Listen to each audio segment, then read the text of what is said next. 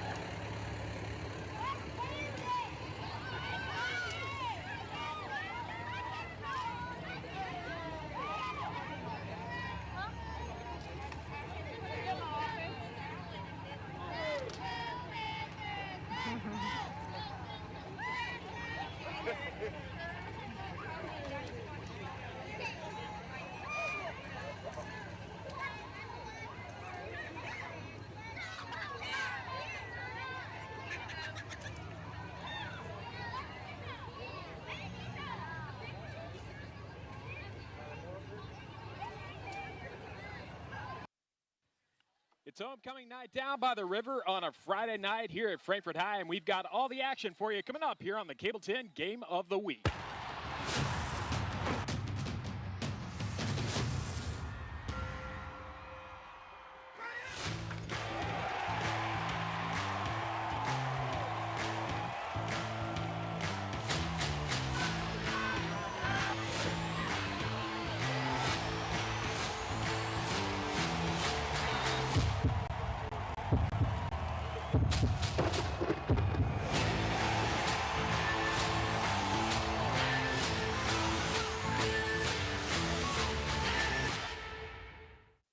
Welcome to Sauer Field. It is homecoming here for Frankfort High, and the Cable 10 Game of the Week is on. Alongside Clint Goins, I'm John Piesheimer. And Clint, I think we got a good Class 1A matchup here on our hands between Frankfort High and the Polar Bears of Bracken County.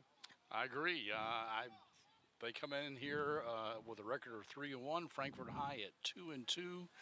They got a whooping put on them at Doss last week. The Panthers did. Xavier Cleveland threw 12 passes. 6 of them were caught. Unfortunately, 3 of them were caught by players wearing the jersey of the other team. But I think the Panthers can pull this off tonight against the Polar Bears. Yeah, if you look down the stats for these two teams, a lot of comparisons can be made on both sides of the ball. We're going to see how it plays out. I think we got an exciting one on our hands. I certainly hope so, and we're certainly glad you're joining us here. We'll have all the action for you coming up. Here at David Tolles Auto Pro, we know if people are driving right now, it's only for the most important reasons. And if their car breaks down, we need to get it back on the road. At Auto Pro, we want you to rest assured that we're doing everything in our power to keep you safe. We follow all recommended COVID-related safety guidelines when handling your vehicle. Our lobby and facilities are completely clean and sanitized every night, and we have touchless credit card processing. We appreciate your trust in these difficult times, and we want to thank you for shopping local. If you have to take it to somebody, you can take it to us. David Tolles Auto Pro. Game of the Week is brought to you by David Tolles Auto Pro. You're in good hands with David Tolles Auto Pro. Bring your vehicle to us for the best repairs in the Frankfort area. 2 locations at 1348 Versailles Road and 515 Duncan Road. And check us out at davidtollesautopro.com.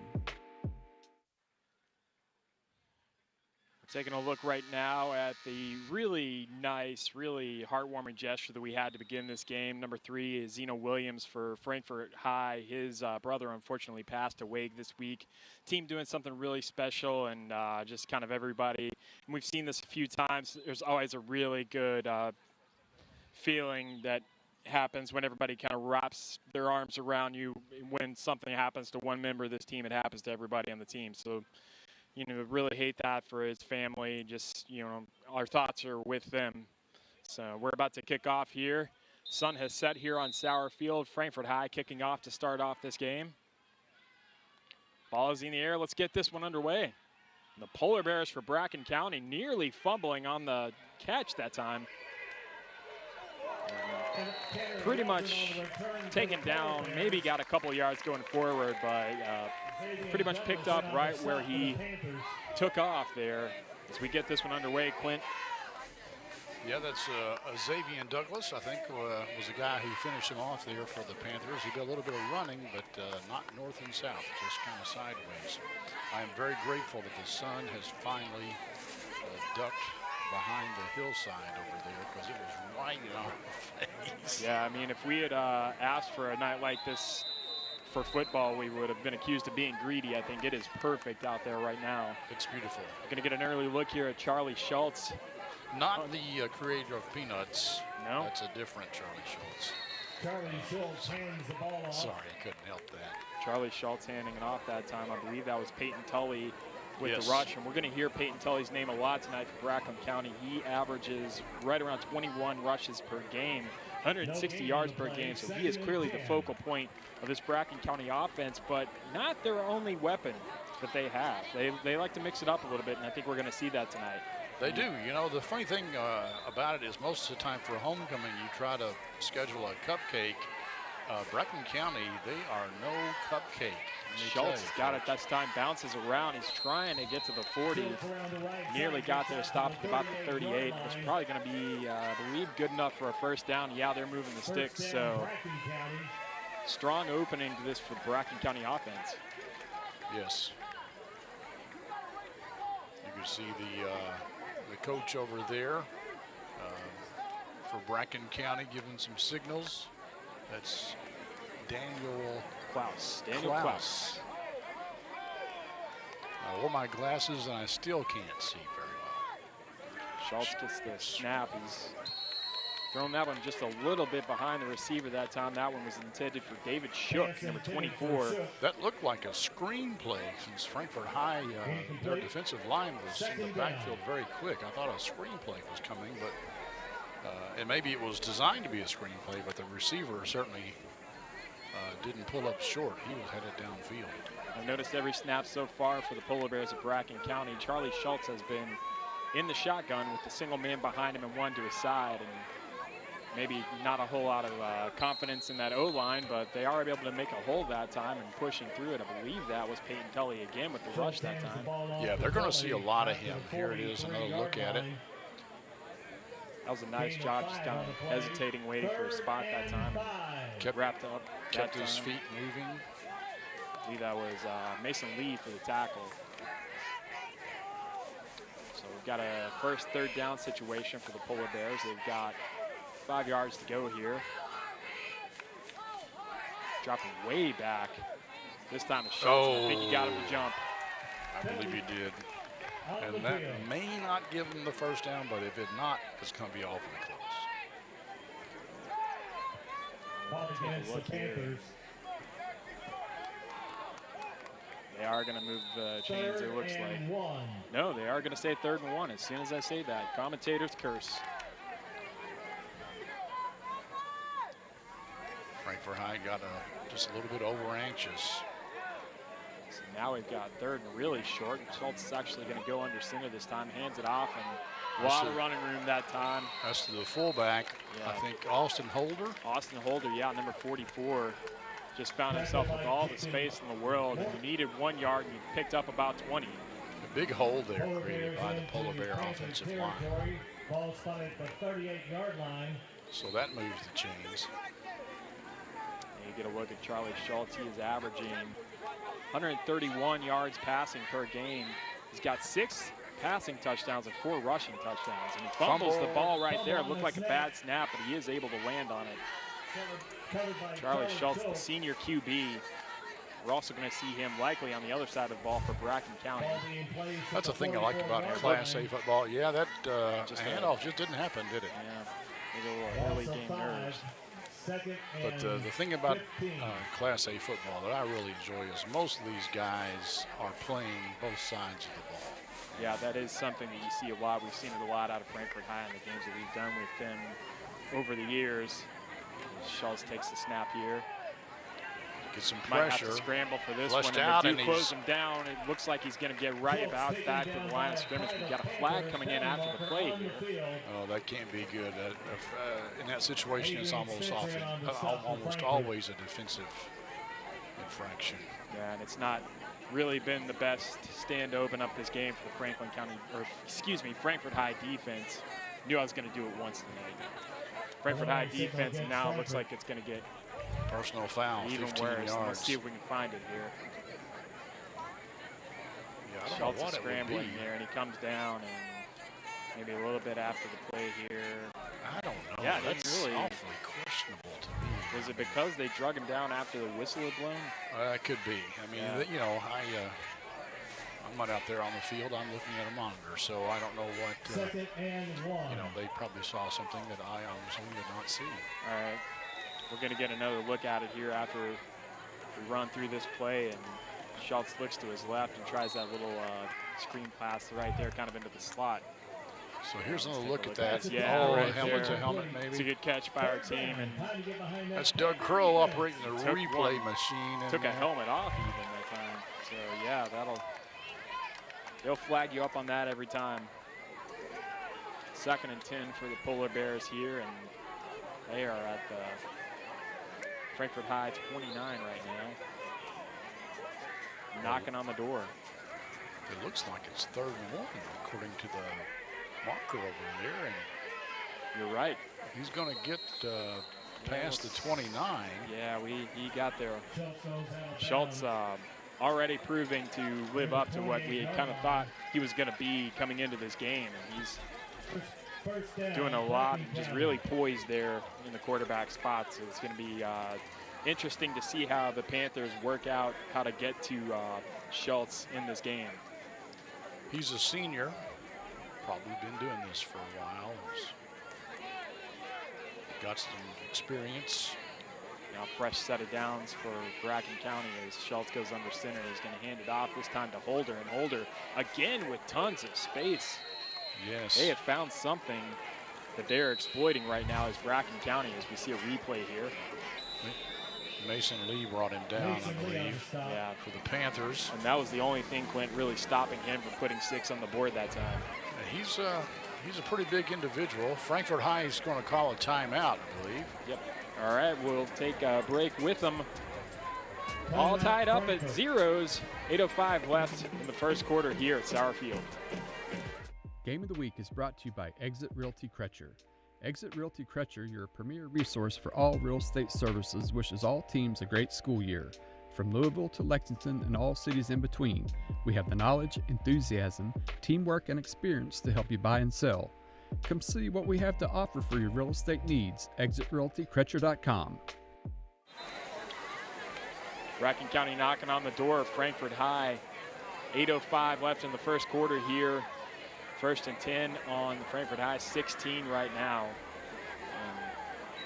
You know, it's danger time for the Panthers defense, but if you can get a stop right here, that gives you so much momentum taking the ball and headed the other direction. We've got a fumble right at pretty much the line of scrimmage, and falling on it that time was Holder for Bracken County, and that's 2 fumbles so far for this Bracken County offense. That never got to the quarterback, I think. Second down. Snap was low. A few times we've seen Schultz under center. Yeah, maybe that's why he's coming out of the gun so much. Could be. We've got a great crowd here tonight, I should say, as you'd expect for a homecoming. And there's just something about Frankfort High, and really all the schools in Franklin County, just so much school spirit that kind of goes throughout the years. People keep it with them after they leave these schools. Schultz is going to roll out right, looking for a man, and he's got a man, and nearly pulling it in that time for Bracken County was looked like I couldn't yeah, tell it was who number, that I was. believe it was number 8, Peyton Tully. No, excuse me, number 16, Chase Wilson. He Had he nearly caught got it, it. Yeah, He he wouldn't have still would've counted been out of anyway. bounds, yeah. Still would have been out of bounds. Yeah, Frankfort High it's my favorite place to watch a football game. Right here in the heart of Bell Point. The tradition, they've been playing football down here for over 100 years. Not at this particular location, but I would say close to 100 years here at Sauer Field. Schultz is. And that's man, a pass just out to kinda left nobody. Yeah, he left a dead duck up there that time. Yeah, I'm surprised. You know, that could be questionable grounding because Yeah, it does kind of look Nobody like he was was in just that trying to area. get rid of it almost. nobody was Yeah, over in he that had, area, and he yes. had a guy screaming down his neck. Yeah, that there. was number 51, Adrian Spencer on the D line. If you got a guy that big running at you, you're going to do whatever you can to make that not be the case Right, anymore. but he wasn't outside the tackles. You have to be outside the tackles to get away with that sort of thing. But the officials didn't see it that way. So You know what? We mentioned how big of a stop this might be for Frankfort High. Well, Bracken County's looking at 4th and 10. yes, So they're stuck in no man's land here. So the Panthers can hold them back one more time. That's a huge way to open up this game. Schultz is going to scramble. He just That's kind of gonna leaves be- one up yep. there, and Cole got us a little bit, but we saw the ball hit the ground, and that is a big stop for this yes, Panther defense. Bracken County had gotten all the way down to the 16, and just 2 passes that, I mean, on that situation, Clint, if you're not going to kick the field goal, you kind of just have to take that strike and throw it in the end zone. And, you know, if something bad happens, just trust your guys to make the tackle if you throw an interception at that point, because, I mean, the result's going to be the same unless the guy comes down with it. that pass was intended for David Shook, a junior wide receiver for the Polar Bears. By the way, I think the Polar Bears is probably the best nickname of any high school in Kentucky, I tell you. Here's the pitch out, and Jaden Morgan's going to take and not get much out of that one. He might have gotten a yard or two. Jaden Morgan to the right side. We'll get a look at the Panther offense for the first time tonight as we see the replay. Morgan, kind of see what he wanted to do with it that time, wrapped up well, coming in to make the tackle for Bracken County. That was number 8, Peyton Tully. We were talking about those two-way players, and you're right, Clint. That is one of the cool things about Class 1A football is you see so many of those two-way players, and just the amount of know-how and skill it takes to be able to go play on both sides of the ball. And there's no rest. You know, I imagine a lot of these guys are also on special teams too, so they never come out of the game. Here's the handoff, and they're going to give it to Zeno. No, that's Jaden Morgan again.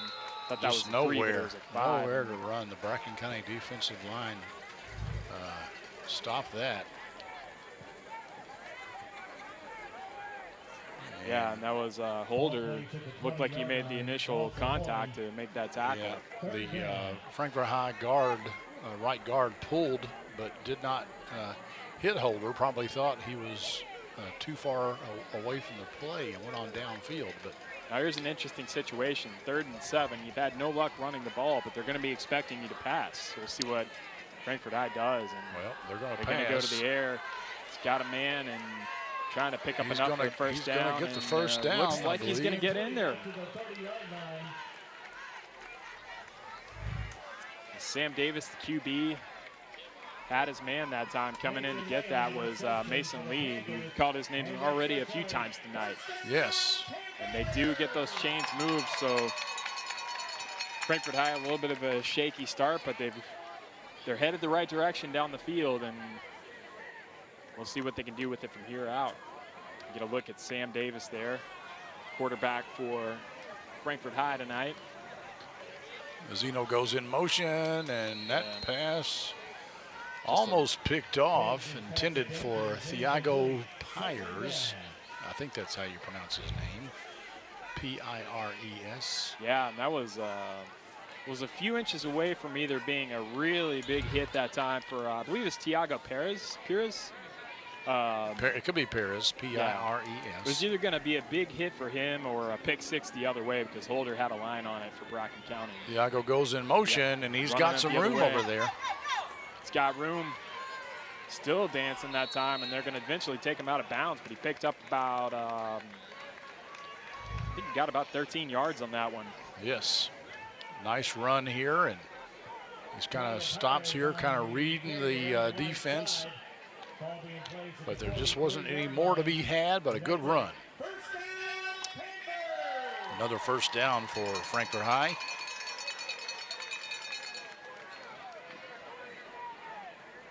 And that's 1st and 10 from their own 43. We'll see if they can get it across the field here.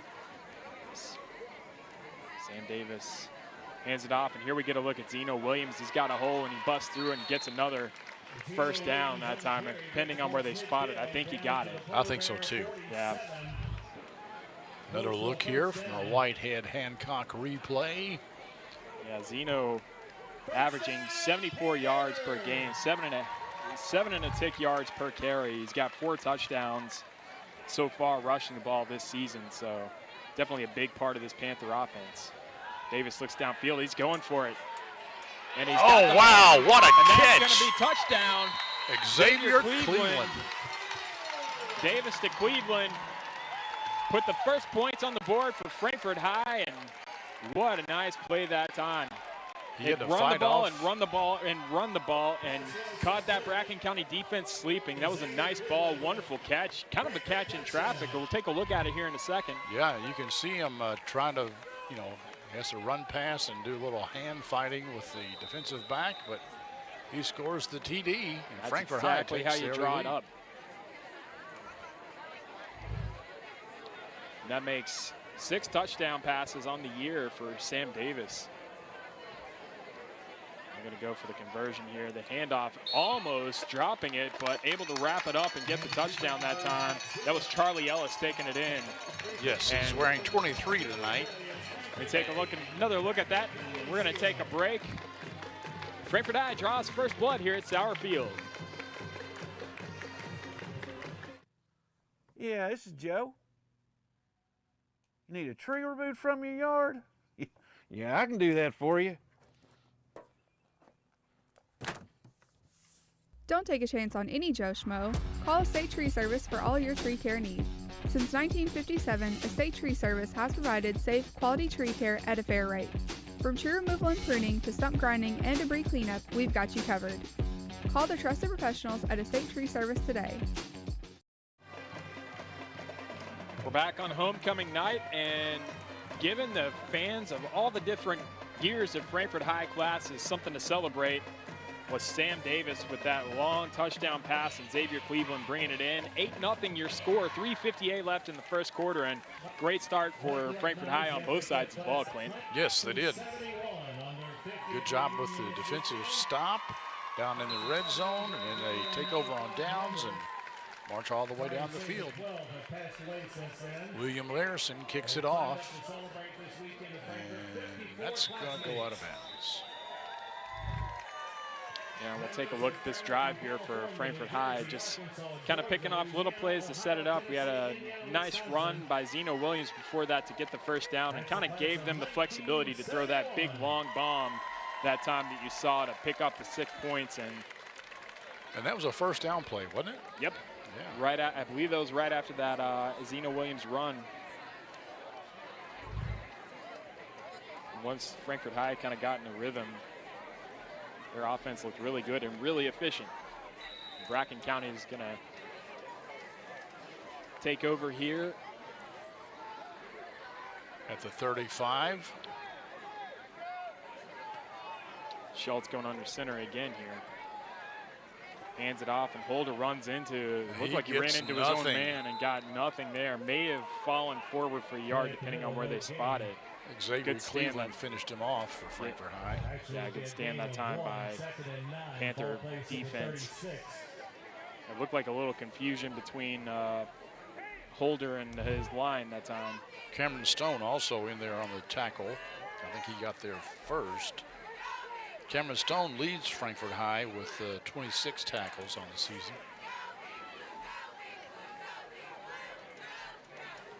They gave him a yard, so it's 2nd and 9, and now with some space to run that time for Bracken County is Peyton Tully. Got about 5 or 6 that time. They are still going to be facing 3rd down. Yeah, it'll be 3rd and 5, I believe. And Schultz looks over to his coaches, gets the play.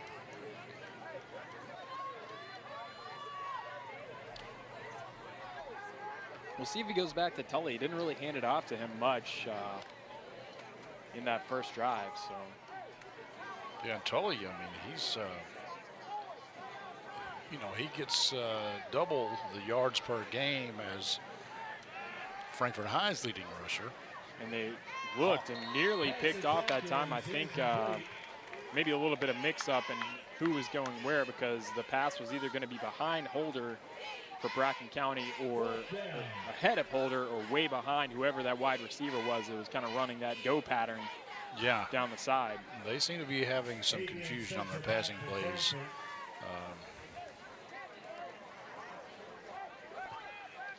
They have a pretty good passing offense. Like, as you said, Schultz throws for 131 yards per game. I'm trying to see who's back deep for Frankfort High. So they punted away. Yeah, and really just kind of taking the field position that time as Frankfort High, and we had a little bit of a late hit there behind the referee's back. A little bit of afterwards. I think it may have been more of a situation as we take a look at the catch here. Was he calling for a fair catch? I don't know. It's Adrian Spencer on the catch for the Panthers, and I don't know. Yeah, it looked like they just missed that one. I guess. Well, maybe he didn't call for a fair catch. Of course, the guy's coming on. Maybe he thinks. I don't know. It's tough to say, and we're being told the consensus now is that he did not call for a fair catch. Yeah, and some of those guys on the punt return, you know, those guys that are back deep on punt return, they are some daredevils sometimes. They don't ever want to call a fair catch. They wanted the opportunity. That was nice by Zeno Williams. He's going to get a lot of yards for his trouble. He cut back that time right after getting the ball. Nice read by Zeno Williams. Picked up about, I'd say, 20, 25 yards on that. Inside the 40 of the Polar Bears. And Here's every another time look. he has touched the ball tonight, he's made something happen so far. You see right there, saw what the defense was giving him and changed course. And he's got enough speed and explosiveness that time to really make that Bracken County defense pay for it. A couple of nice stiff arms, too, there by Williams. Yeah, he's a good-looking player. Now, Frankfort High with a fresh set of downs. We're going to get a timeout here. I think And we'll go Bracken ahead and County take it. called And Clint and I will get a drink of water, and we'll be back in just a second here on the Cable 10 Game of the Week. Game of the Week is brought to you by Exit Realty Crutcher. Exit Realty Crutcher wishes all teams a great school year. Real estate is what we do. Families are why we do it. If you're looking to buy or sell or interested in a career in real estate, contact us today to see how our family can help your family. Visit exitrealtycrutcher.com. You see Craig Foley there, the coach of the Panthers. Just an institution here at Frankfort High, and he has consistently gotten results here. We've had so many good teams over the years, so many great athletes that have come through here and moved on. And I can't recall if their last win a couple weeks ago, he either tied Raymond Webb or passed Raymond Webb for the most wins at Frankfort High School. Oh, looking nice back again, pass. nice pass that time, and I believe that was Thiago, wasn't it? Yeah, Thiago Perez. Pires. They're saying Pires, which is exactly how it's pronounced, or it's pronounced exactly how it looks. But a big first down gain is a pass right down the middle. Pirates had nobody on him. Wide open. Yeah. Nice game so far for Pires. There's a good look at Davis. Yeah, he's doing his averages, no harm. Wide open that time, and that's a brutal. That one's brutal for Davis, but that is an interception that time. Davis was down there in on the tackle, in fact. Tanner Yelton coming up with the pick that time. The Polar Bears, you know, they really got to watch the Frankfort High needs to watch Bracken County because they are averaging 2 picks a game. So they get a lot of interceptions. That was just unfortunate. It was off the hands of the intended receiver, and, you know. Yeah, now would right there. That will be the 5th interception on the season for Davis, and like you said, that one's statistically kind of rough for a quarterback because, you know, it's just a matter of he did his part. Yep. But he still gets credited with the interception. We'll see if Schultz goes back to the air for Bracken County, and looks like we got movement on the line here. I didn't see a flag. We were play dead. So there was one. We've got movement on offside against the Panthers. So 5-yard penalty. Now we'll take the ball to the 17-yard line. Perhaps the easiest way to pick up 5 yards. There's been they did that in their first drive too. Maybe something in that cadence is throwing off Frankfort High a little bit, but it's also just kind of that happens in high school football. Yeah. And those are the kind of things, beginning of the season, we're still early in the season, that you tend to hammer out over time. You want your defense and to be Schultz aggressive. has got it. Fooled everybody on that one. He's rolling out. I don't think he's going to find much room. Ball's on the ground, and Frankfort High has it. Is it a fumble, or was he down? They've got it. It's Frankfort High I think that's a good call, too, looking at it. I think he just sort of got out there, rolled out left, and really, I don't think he was 100% sure what he was going to do with it. He just found no room. That's a great strip, actually, from behind. Yes. That's a nice play that time, and I believe that was Jaden Morgan. And Elijah Goins falls on it. Jaden Morgan is incredible he's incredible at that DB position. He causes fumbles like that. I know he's had a few fumbles caused this season he's picked up. He's returned 1 for a touchdown. I think he's got a pick 6 too, and I know he's run back 2 kickoffs for touchdowns. Just a great athlete. Yes, good all-around athlete. In fact, he leads Frankfort High in scoring. Got an injury on the field as Morgan is down, and let's hope that's, as he's getting up, that's a good sign. He's obviously quite a bit sore, but let's hope that's nothing serious. Grimacing a little, but, you know, walking off under his own power, that's always good. Looks like he's limping a little bit on that left leg. Yeah, we definitely hope he can continue tonight. They need him in there. They do need him in there. Leaving the field for the Panthers, Jaden Looks like me waking up in the morning.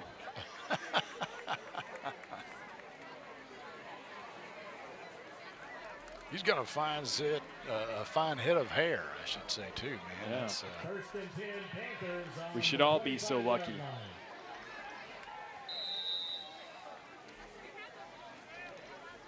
Panthers are going to get a fresh set of downs just inside, well, right at the 25-yard line. I guess Zeno Williams is going to get it, with the breaks the ball. tackle. He's got all kinds of space. I think he's going to in. go in, I believe. No, doesn't quite make it. Yeah, they called him out on the 1-yard line. And nope, they got it. Touchdown. Oh, all right. I thought he got the pylon, but we He see certainly that hit he the certainly pylon. did that time. Big run for Zeno Williams. He's made it happen every single time he's touched the ball. Zeno Williams in the left side for the Panther touchdown. It's so awesome to see him having such a good game early with all that's happened to him this week. Yes, here's another look at it. A couple of nice cuts there. And he's able to dive right in there. We're going to get an extra point attempt here. This is William Larson. It's up and He got it. no.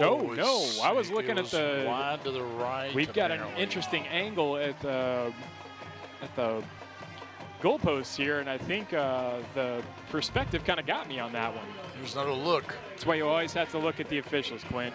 Yeah. I should know at this point. Yeah, I can see why I would have missed that, but yeah, that's a tough one. Maybe, but He was big 5 run of that time. 7 going into this, but he missed that one. Here's another look at the scoring touchdown. Mr. Williams racing to the corner of the end zone and just gets in. All right, we'll be back in just a second here on the Kibble 10 Game of the Week.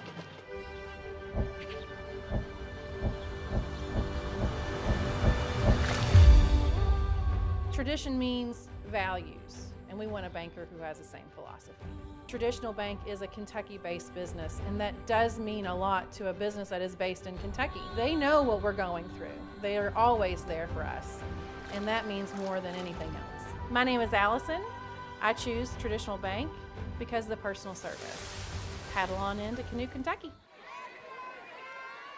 Line drive kickoff to start us off here with a minute 18 left. Bracken County trying to get something out of that, and there isn't much there. You know, I think if they had let the ball go out of, it was headed out of bounds, I think, but they decided to pick it up, and instead of receiving the ball at the 35, had it gone out of bounds, they're going to take over at about the 25.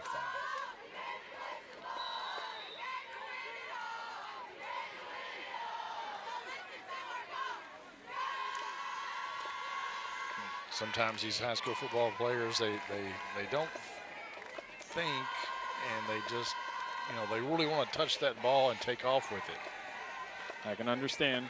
We've Yeah. all been there. We were all young once. Yes. Charlie Schultz here. We had a look at just a second ago, and he takes over now and nearly running into his own nose tackle not nose tackle, his center that time. That was Tully. And Tully managed to pick up a couple. The Panthers so far doing a fairly decent job of holding Tully from exploding on him. So hopefully that can continue. Yeah, they gave up a couple of long runs down the middle, but it wasn't Tully. That was actually Austin Holder. On that carry just then? Oh, Well, okay. no. I mean, on the first drive. Oh, okay. But you're right, Tully has kind of been kept under wraps, and this Schultz time keeps it Schultz is himself. rolling out right, and he'll pick up about 7. And I want to see. I guess Dragged that out wasn't of a horse bounds. collar. That's Aiden Monroe The tackle for the Panthers. That was a nice fake that time. He's really poised with the ball, too. We've seen that happen a couple of times now where he's kind of shaking the entire Frankfort High defensive line, but got to credit the Panthers. When they see that, they recover really well. A lot of good athletes on that Panther sideline.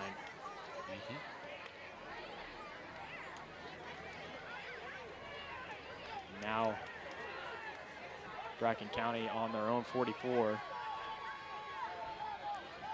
Schultz going to come out of gun this time. Yeah, kind of in the pistol formation here. Is that Holder with the carry? No, that is I believe that was Ethan Tully that time, or Peyton Tully, excuse me, and picked up about 4, I'd say, on that one. Well, the first quarter is probably going to expire before we get another snap off. Just want to say thanks to our sponsors, Exit Realty, Whitehead Hancock, David Tolles, and others.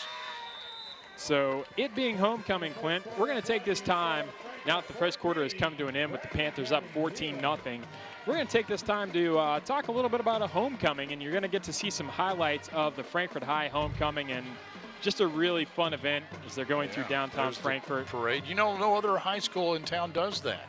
Really? Yeah. In fact, I'm not aware. Did they do it when you were you into high school? Did they have a homecoming parade through the town? We did in Lincoln County. I think I still have some of that candy that the clowns Well, I think it's a neat tradition that they do this at Frankfort High, that they have a parade right through the heart of downtown Frankfort. See the old Capitol in the background there. I think they still have any of that candy. I don't know, maybe. Yeah, but you're right, and I think there's just such a really deep connection between downtown Frankfort and Frankfort High, so it's cool to see this tradition kind of going through, and you see everybody kind of coming out for it. Just oldest high school in Frankfort. Just adds so much to the atmosphere, and we've got a great atmosphere here tonight. Yes, we do. Almost a packed house in the stands. It's a great night for football. Yeah, the temperature has dropped just enough to where it's comfortable being out here. Couldn't have drawn up a better one, Clint. As we get ready to kick off the second quarter, and Bracken County will have the ball 2nd and 5 on the 49, right at midfield. See the Polar Bear offensive line. Now Schultz gonna come under center as we get ready to get this second quarter underway. This time handing off straight up, and that is Holder. He gets nothing. Good wrap up that time by Frankfort High. I believe that was our man Pyra's again. Tackle. Yep, there he is, right there. It's not a big game so far. Might have come up a little worse or wear on that one. I mean, Holder's a big kid. He's a lot to stop. He is. There's another 3rd down for Frankfort High to try to come up with another big stop. They had one on the first Bracken County drive. The scoreboard says 3rd and 5, but I think it's shorter than that. It's more like 3rd and 3. High formation, hands off to Holder again. Yeah, he got as it. he squirt through there. Kind of fell forward right through, and I believe he got the ball across. We'll see where they spot it. It's gonna be close. Yeah, let's take a look at it here. Knee goes down right there. I think he's a tad bit short, but yeah, it's gonna be you can see the side judge over there. They're gonna bring the chains out for this one.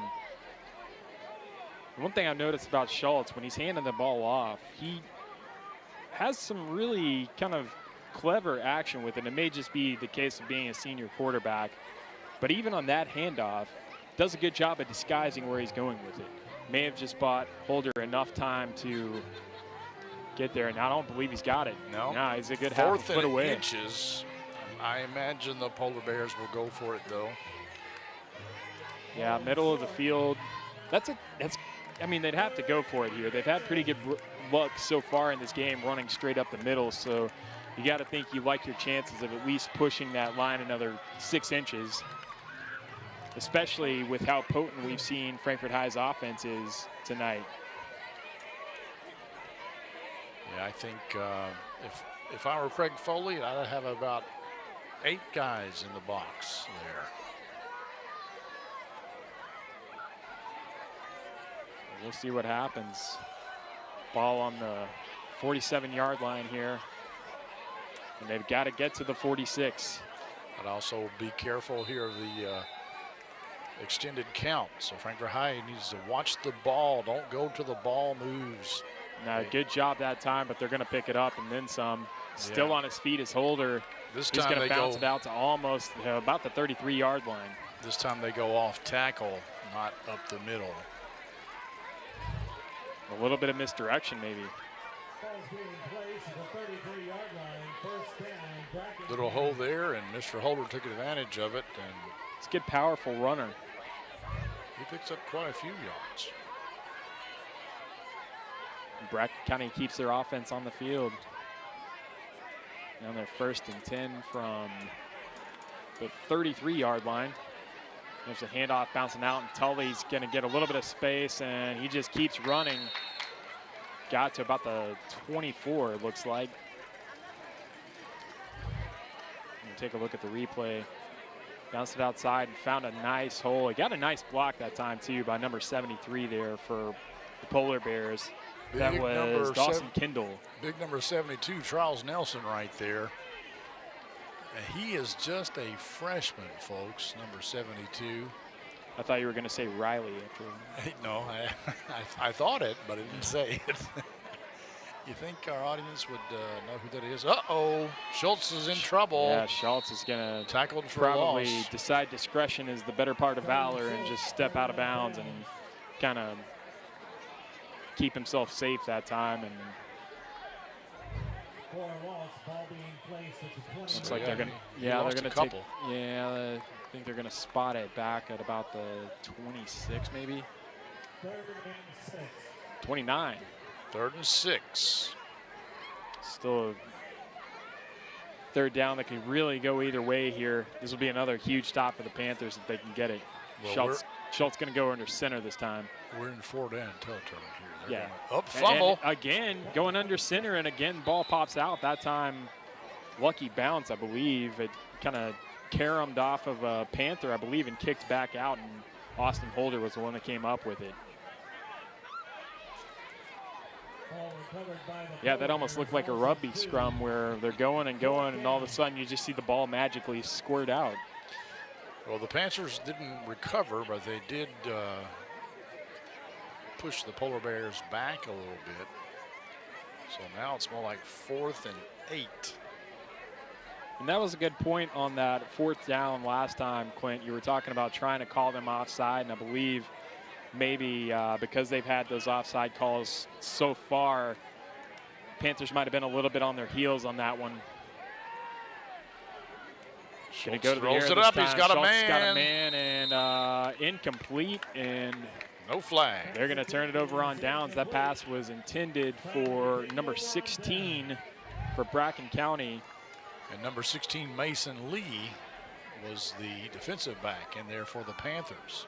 Yeah, Chase Wilson intended. Excuse me, Jaden Morgan. Yeah, Jaden Morgan back out on the field. Yet another big defensive play. So Frankfort High will take over on downs. Just a tick over 9 minutes left in this 2nd quarter, as the sun is just about to have completely set here at Sauer Field. Yeah, slight, nice orange glow. You see Jaden Morgan, who had that stop on that 4th down right there next to Davis rolling out. Davis got a man and just can't come up with it that time. That was Jack number Davis. 7. Jack Davis, the intended receiver. Had him open, but I place. think it was rushed just a little bit. We have a flag on the field as well. It was behind him. Yeah, we've got a hold. I don't know if there's anything more frustrating as a coach when you have a play that doesn't come off and then you tack on another huge loss in yardage for your trouble. And holding is 10 yards from the spot. And let's take another look at it here. Usually that's right there. Maybe that was a good call. Number 53, Kais Walker. Gonna pitch out to Morgan here. Jaden Morgan gets around Gets the first past guy. He's Holder, got nice some space. block. Spins around. They can't bring him down, and Morgan's still on his feet. And I believe he got all of that penalty back. Another 10 yards and maybe a few more on top of that. Great run, great powerful run there by Jaden Morgan. Let's take another look at it. Look at this block here by Larry Carter, number 4. Yeah, just great stays spot. with his man and pushes him out of the way, freeing up Morgan to go down the field. I believe there are just a couple of athletes on this Frankfort High team that Bracken County just can't compete with right now. They've just got different gears. We talk about Jaden Morgan, Zeno Williams. Davis going to look downfield. He's got a second, and he hits Morgan right in traffic, and that was a nice catch by Morgan because he had a few polar bears that time breathing down his neck. Yeah, picks up 4. Davis got a lot of time back there. The Frankfort High offensive line doing a good job keeping the polar bears out. I assume that's where polar bears go after work, polar bar. Polar bar. And I don't know if anybody saw it, but Another nice pass. Yeah, it was a nice pass, and he drops the ball, and gonna have to see who came up with it.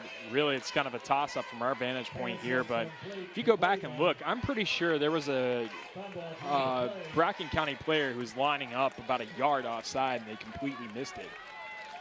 Xavier Cleveland with the catch, but unfortunately also with the fumble. Yeah, well, yeah. Take a look at that. That he's Didn't really have a bearing on the outcome of the play, but that one should be coming back. They didn't catch that. That's a strip by, I think, Tully. Yeah, and this one's going to be Bracken County ball here. Some bad luck for the Panthers on that one. Bracken County will take over on their own 40 here. And off to Holder. He's not going to get much. They are just not going to be able to run it much up the middle.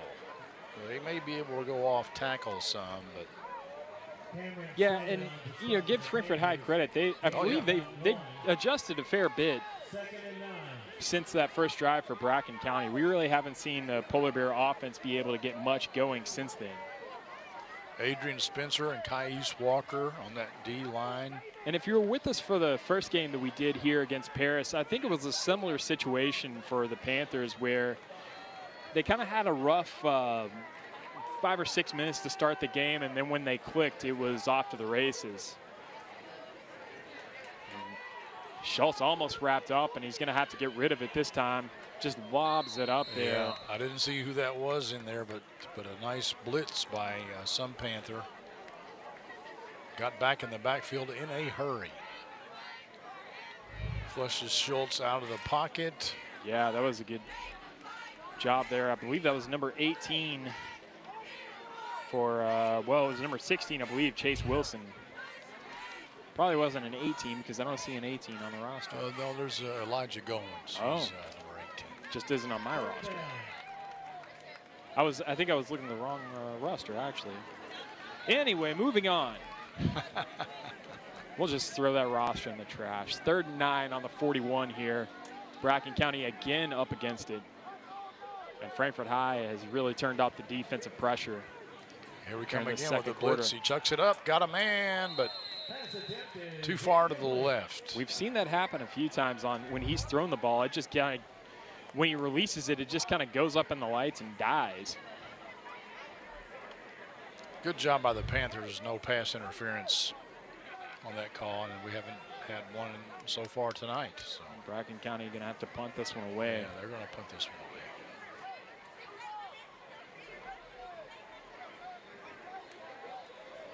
6:45 here left in the second quarter. Adrian Spencer back deep for the Panthers. Yeah, we're going to see Spencer again.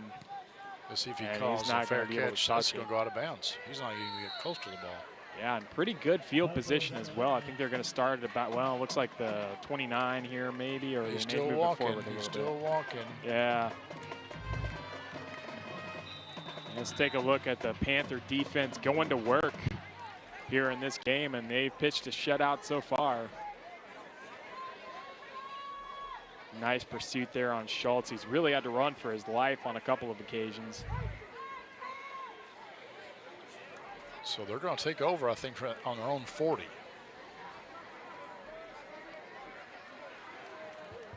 Ball spotted at the 40-yard line, 1st and 10, Frankfort.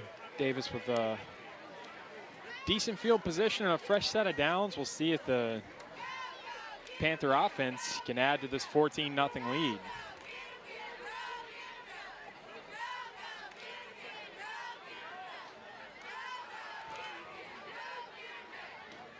Hands it off to Morgan, makes one guy miss. He's got plenty of room to run.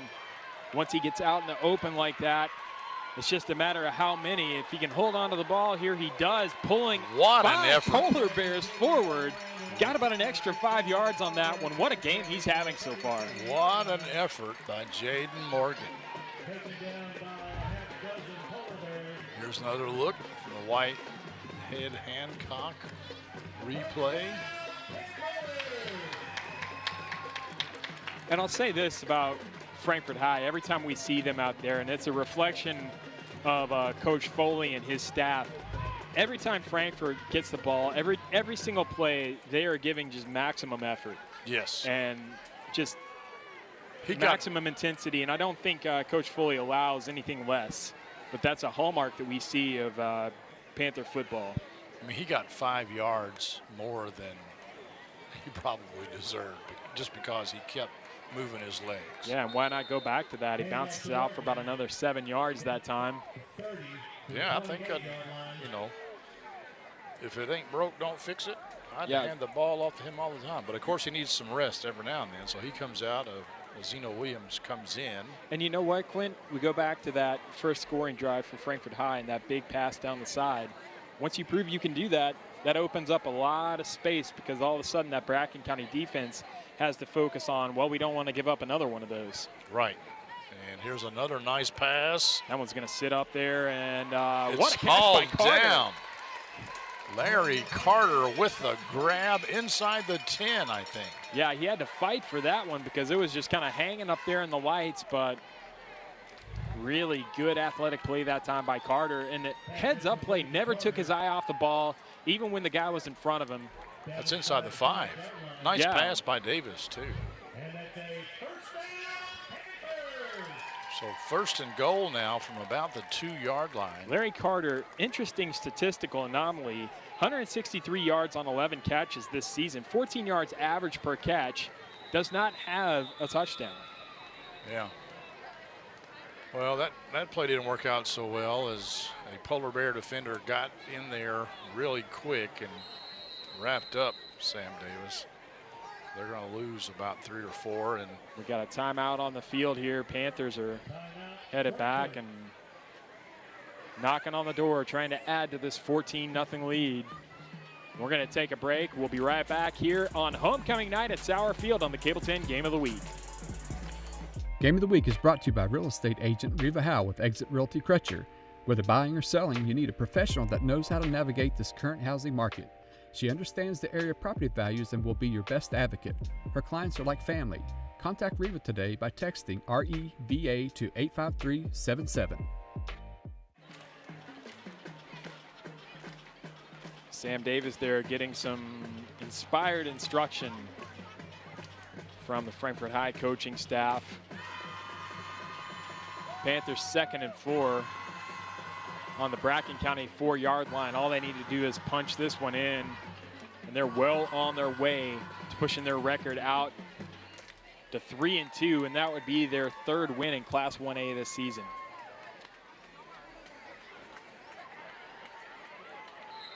Davis out of the pistol. This one blown dead immediately. I'm going to push the Panthers back a little bit here, I believe.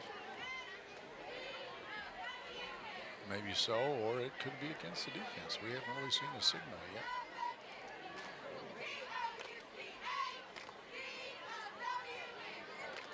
Yeah, I think he just wasn't ready to start yet. Okay. Maybe the clock didn't start. Not sure.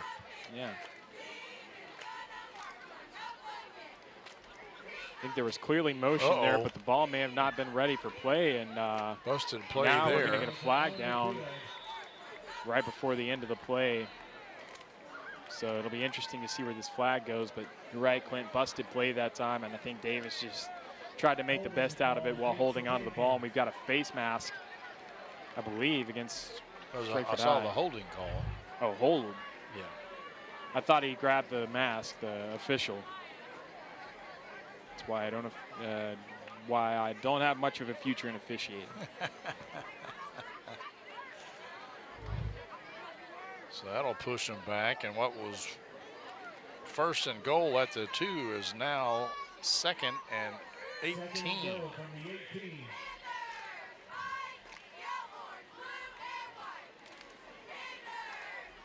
And it was always 4 down territory for Frankfort High, but now they've got a little bit more work to do. Davis is looking to pass and That's finds caught. Carter, and Carter spinning, still on his feet. I think he's going to get that touchdown, Clint. He finally Carter does. walks it in.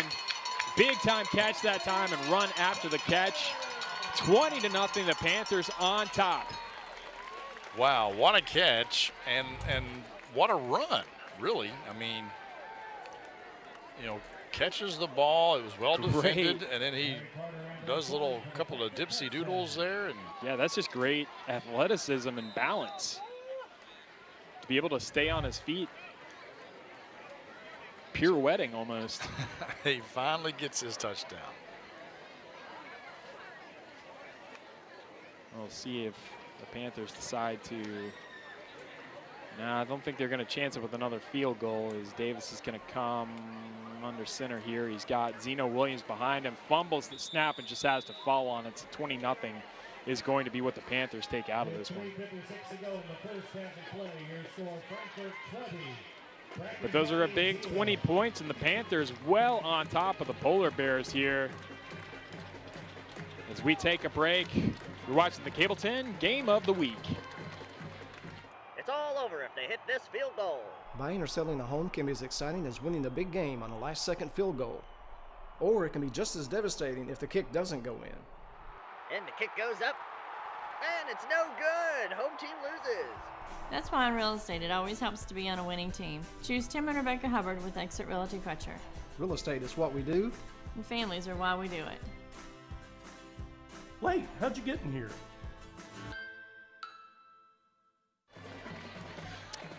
Welcome back to Sauer Field, 20-0 on homecoming night. The Panthers are up on the Bracken County Polar Bears. Frankfort High's offense has really been electric tonight, as we see just some of the scoring that we've had tonight, as Jaden Morgan has been a big focal point right here, just pulling 5 Polar Bears towards the end zone. Here's Larry Carter with the big time grab, and this is what brought us to our score here. Another Larry Carter catch, and the run after the catch here, Clint, is what really impressed us, evading 2 tacklers and then just seeing broad daylight in front of him. He can walk it in at that point. 20-0, as we mentioned, your score. 3:56 left in the first half here as Frankfort High kicks it back off. Bracken County's got to find an answer here on offense. They need to get some points on the board before halftime. Larson, oh, that's a Frankfort High ball, isn't it? No, I don't believe he ever touched. No, you're right. Yeah. They don't have to touch it. He touched it. Whoa. Big mistake there by Bracken County. I was under the impression they still had to touch it. Once it goes to 10 yards. And look who's right in the middle of it again. Jaden Morgan. Smart kick there. I don't know what number 25 of Bracken County was thinking about, but From the 26-yard line. You think maybe he thought it was a punt? I don't know. Thiago was in there. Yeah. Covering the ball. Heads up play by the Panther special teams that time.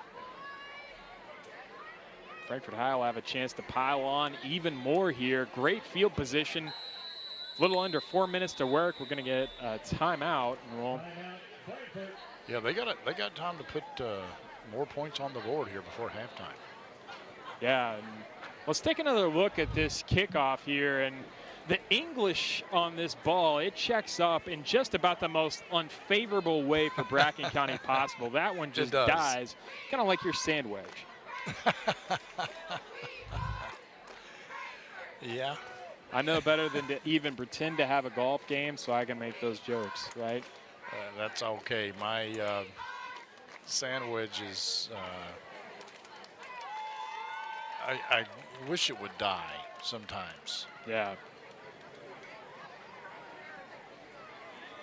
Frankfort High in good field position, taking a timeout there just to make sure everybody's on the same page. So far, giving this really good, spirited crowd here for homecoming something to cheer about. Oh, yeah. Davis is going to take command again here. Sam Davis now with 5 passing touchdowns, or 6 passing touchdowns, and he's completing just over 50%. Hard to complain about anything a quarterback does when he's putting up those kind of numbers. We've got Zeno Williams. Zeno Williams has it. And I think, judging by where that flag came in, they're going to give us a first down. It's a judging touchdown. where the flag came in, I'm interested to see what this call is because it looked like a clash of helmets there. I don't know, because I don't think his knee ever hit, and I thought I saw one of the officials signal touchdown. Well, there's a bit of a discussion here. I was kind of looking at the flag and looking where they spotted it, and the official placing himself right in the dead zone there, and whoop, I didn't even see the call. No, but it's against Frankfort High. Yeah. That's all I know. Wiping a pretty strong run by Zeno Williams that time off the board. But penalty aside, we've seen it so far tonight. When he gets the ball, he's just got that other gear that I don't think Bracken County knows how to deal with. Here it is right here. I believe right there in the back, that would be number 7. That would be a hold. Yeah, mate, yeah, I can see that. Yeah, I can see that. I think I was looking at it and I heard a pop of the helmet at the same time the flag came out, which made me wonder if we had a personal foul coming up. That's Jack Davis. Sam Davis this time lofts it up, and another ball, and not able to come up with it, but we are going to get a flag coming in, and that will be likely pass interference. As the pass there to number 10 for the Panthers, that is Xavier Cleveland, already has a touchdown catch tonight. Bracken County is flagged up for the pass interference. Take another look here. Yeah, you can't shove a guy. Not allowed to do that. That was Tanner Yelton for the Polar Bears. The guilty party on that one. And this has been a very eventful couple of downs and 20 seconds off the clock here for the Panther offense. Yes. That's a 15-yard penalty in high school. Nice catch Davis and going run. back there, and Carter's going to get. Did he get in? Yeah, I think he got in. Yes. Got 2 of them. You must have heard us talking about it. Larry Carter with his 2nd touchdown catch of the night. And it's a touchdown catch, but again, yards after the catch are what's really where he's kind of making hay tonight. Yes. Good protection, nice pass. Nice move right there by Carter, and hits that pylon. Yeah, and that was receiver quarterback timing that one to perfection. Larry Carter with another touchdown catch tonight. That's 2 on the season for him. 26-0 your score, Frankfort High, and going to try the extra point again this time on the opposite side of the field. Yeah, William Larson going to try it again. I'm watching the officials this time, Quinn. I'm not going to mess this one up, I promise. And it's a fake. Davis just has to loft it up there and goes to nobody, so. I don't know if it was a designed fake. Yeah. I think it was, because Larson immediately sprinted to the left. So. Is that a little fumble-rooski action there? All right, we're going to take a break. 26-0 your score. 3:23 left in the first half here on the Cable 10 Game of the Week. Game of the Week is brought to you by agent Mary Cook with Exit Realty Crutcher. Mary believes in serving her clients with honesty and integrity. From lending to appraisal, contracts to closings, she will always be there to help you every step of the way. Contact Mary today to discuss how she can help you with any real estate needs. Call 320-9060 or text MCook to 85377. Bob Allen of Frankfort is a proud supporter of high school athletics. Shop Bob Allen for a winning selection of new and pre-owned vehicles, all dealmaker priced. Click and save today At boballenfrankfurt.com.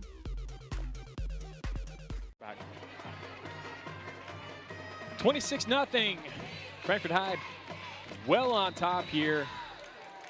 3 minutes, 23 seconds left in this first half. Alongside Clint Goins, I'm John Piesheimer. And there it is again. Another kickoff. And I think if Bracken County had given up possession again on that one, their coach, Daniel Klaus, may have just put his team on the bus and headed back up northeast. Well, they had it well covered that time. They had lots of guys in the area, so. Yeah, I'd say a couple of those guys didn't want to be doing suicides for the next week of practice. Maybe here at Sauer Field before the bus ride home, maybe. Yeah. And something interesting, I was doing a little reading about Bracken County, which lived in Kentucky all my life, never been to Bracken County. I didn't realize it was the considered the Burley capital. It's not that cold there. Yeah? Well, it is the north. Yeah, but polar bears? I don't think so. It was the Burley capital of the state? We've got a long pass through the arms. They had it right there. That was Chase Wilson that time. And that was 6. He had Tiago. Was that Tiago back? No, that's somebody else. Chase Wilson will be seeing that in his nightmares tonight, because that was 6 points on the board right there for Bracken County. And yeah, that was Bryce Marston, I think, back on the coverage. That's got to be frustrating for a QB. You put it right on the money with a pass with that much degree of difficulty, and unfortunately your wide receiver just lets it slip right through his arms. 2nd and 10 here, 28-yard line for Bracken County. We really need to get some momentum back on offense. He's under pressure now. He better chuck it. He does. Had a man, but that man was standing on his sideline. Yeah, and again, I don't know that he was outside the pocket when he got rid of it. Yeah. Even some of the fans over here are, near us I guess they're giving him the benefit of the doubt because there's a receiver in the vicinity of where he's at throwing it to, but I'm like you, Clint, that's awfully generous. Mm-hmm.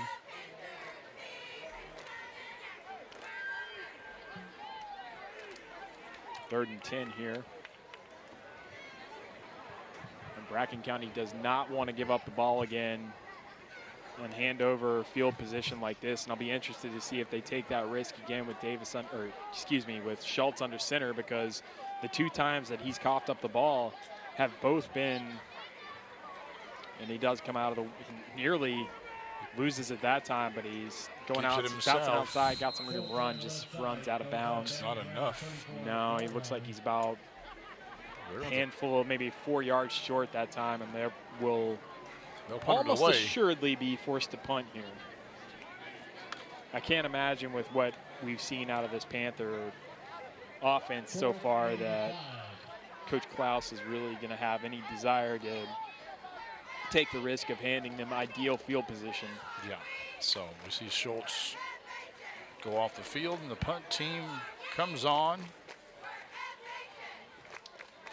Again, we've got Adrian Spencer back deep for Frankfort High. We'll see if he gets an opportunity this time.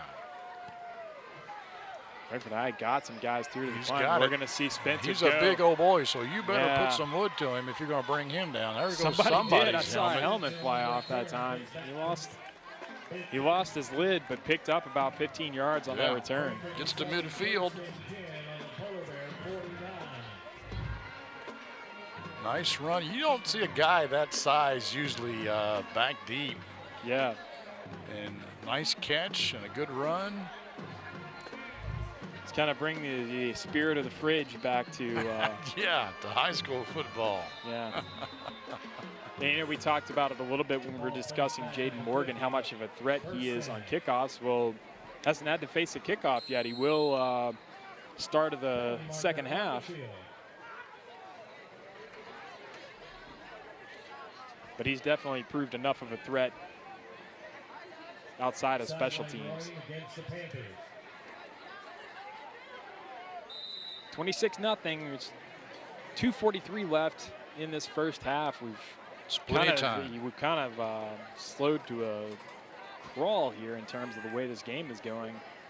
Clock stops a lot. Frankfort High is out of timeouts, but Bracken County, I'm not sure they have all 3 left. I think maybe they only have 2 left. I think they called one earlier. Not much there for Jaden Morgan. He's going to take a little break here as cycling through a few players here are the Panthers. Charlie Ellis in the backfield there wearing 23. Yeah, we're seeing a look at Charlie Ellis again. Yeah, we haven't seen him a lot. They're going to pitch it out to him. He's going to bounce out right. He's got a hole, and he gets a few yards, some positive yardage. Looked like he got about 2 or 3 on that. He's going to get it to about the 45. That'll bring up 3rd and 5. There's Charlie Ellis. We've really, over the course of doing sports for Frankfort High, we've seen so many of these players, and a lot of the players for Frankfort High, you know, being a bit of a smaller school than the other schools here, just in terms of sheer numbers, it's another cool thing. We see so many of these players play multiple sports. Of course, we've got Charlie Ellis, who we'll see basketball season, baseball season. He's still in the game and fakes the handoff to Ellis. He's throwing it over the middle to Davis, and that was Pires, I believe, picking up the grab that time and taking the hit, but holding on to the ball. I think that was Schultz on the tackle for the Polar Bears. Let's take another look at that one. That was a nice fake. Davis bought himself just enough time to hit Pires there, who's had a pretty nice game for himself so far in this first half. Good job by Davis by standing in that pocket and taking the pass. Davis has really impressed me in the 2 games that we've seen him here on Cable 10. Oh, through the hands of his intended receiver, Elijah Walker, I believe. That one flew into relative safety of being incomplete. Of course, we saw a similar play on the opposite side of the field in the first quarter result in an interception. It's pretty much the only blight on Sam Davis's game so far tonight. 2nd and 10 right now from the Bracken County 34.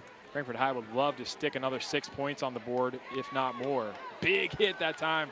Ball comes out, and they're going to say that they're going to keep play going here. I thought he was flat on his back. It up. Yeah, I guess it's one of those, and still down after that hit. That was a huge lick that got taken that time. I believe that's number 12 that time, Joseph Goins down. Not sure about that. I didn't see the 2nd number on that jersey, but he took a pretty big hit that time. Still down. Yes, that was quite the wallop. And they're still attending to him right now. And we'll take another look at it here. He stuck in there. Number 16, actually. I apologize for mixing that up. I didn't catch the 2nd. Mason Lee's number we've called a few times tonight. Takes a huge hit. And is that a holder that stuck him? Yeah, and I mean, it doesn't really matter because it doesn't really matter whether or not it was a fumble or whether the ball was dead, but I guess in that situation you do call that a fumble? I would assume so. I mean, they didn't blow it dead. Noah Stanley, number 52, picked it up and ran with it a little bit. Yeah. And got back to basically the same point that Mason Davis fumble was hit. Nearly fumbled it on the snap, but making lemonade out of lemons there. And I believe he got another first down, yeah. Yes, he did. Again, Davis impressed me right there. He's shown a lot of poise tonight as well in the times that he has had to face pressure. And this one's going to go dead. I believe we might have had some action right at the delay line. of game? No, illegal procedure. Yeah. Penalty against the Panthers moves the ball back 5 yards. First and 15. Let's take a look at this again. As Davis, I mean, the ball just kind of fell dead on the ground. He managed to stop it, and then just, you know, it was one of those kind of things where you cover something well, but as far as the defense goes, but you're not prepared for the unexpected. Good job by keeping his knee up. Oh, my Davis goodness, another really interception. A flag on the play. Not the best decision and that the time. Polar Bears are looking maybe Davis got to do a little work. Yeah, he brings down that's Tully, I think, on the interception. Yeah, let's take another look at this one. We're going to get a roughing the passer. This one's coming back. All right. So that's 15 yards for Frankfort High. I think that will get them to about the 12. 20 seconds left in this one, so here's another we'll look have time at for it. a couple chances. And that's one of those. Yeah, oh, wow. Yeah, that's a big hit for Davis. And then to Davis's credit, after taking that huge hit there, and then he gets up and makes the tackle. Not only makes the tackle, has to chase the guy with the ball down about 30 yards. Only guy stopping them from walking into the end zone that time. Of course, it wouldn't have mattered. Play was coming back anyway, but you can see he's still grimacing a little bit from that hit. And that's one of those things for Bracken County. You needed something good to happen, and as soon as it does, it's coming right back. Yeah. Of course, you know, it's one of those, I don't know if the guy at that point, he's already committed to that tackle and can't stop himself, or maybe just wasn't able to stop himself on that one, but you know, the rules are the rules, and those are meant to protect quarterbacks in situations just like that, where they are kind of vulnerable. So after all that, fresh set of downs for Frankfort High. I don't think they moved the chains yet. Yeah, on their 11-yard line. Davis going to go to the air. That one batted away by Schultz. Another two-way player. Intended for Carter. It's a second down on the 11-yard line. 17 seconds left. Time for 2 more plays here. 15 seconds, excuse me.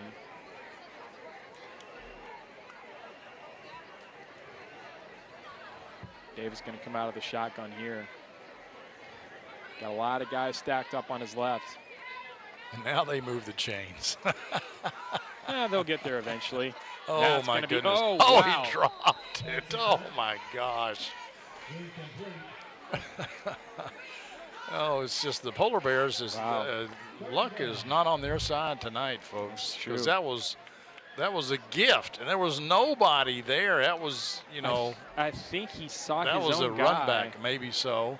He did get right in his way. I think he saw his own guy and had to check up a little bit right as the ball was getting there, and just took his eyes off of it for a half a second. It was in his hands. But he could have run that all the way back.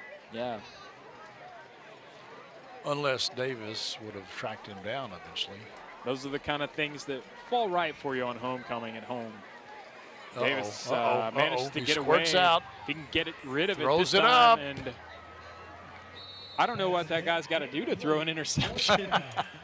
Oh, it was a good job by Davis escaping from that. He had a little room to run, but of course the clock's ticking down, so he's got to do something with it, because at that point you're just trying to get another snap in before halftime. And we're going to see there's a flag here. And it's just a sideline warning against Frankfort High. So warning. The first warning doesn't do anything, but the second warning is a penalty. Yep, it's right in the hands of the Polar Bear player there. And yeah, that one might have been a little higher degree of difficulty on the catch, but still. Yeah, he's you throwing come off up with balance. that. He's going to hear about it when he gets back to the sidelines. So Sam Davis, it's going to be one more try at it. 4th and 10 here, 3 seconds left. We're going to kick. They are going to kick. We are going to kick a field goal. This is William Larson. Well, you remember that play for the extra point that we saw. This is but quite a bit they've only got out. 3 seconds, so it's up, and it is short. Well short. And that's going to be the end of it as we hear the horn. Clock says zeros, 26-0. All Frankfort High here on homecoming night here at Sauer Field. Stay tuned. We've got highlights at halftime and homecoming activities here on the Game of the Week. The Game of the Week halftime show is brought to you by Classic Gold. Art-carved class rings are available at Classic Gold Master Jewelers, 859 East Main Street. Classic Gold Master Jewelers has an amazing selection of jewelry that anyone will love.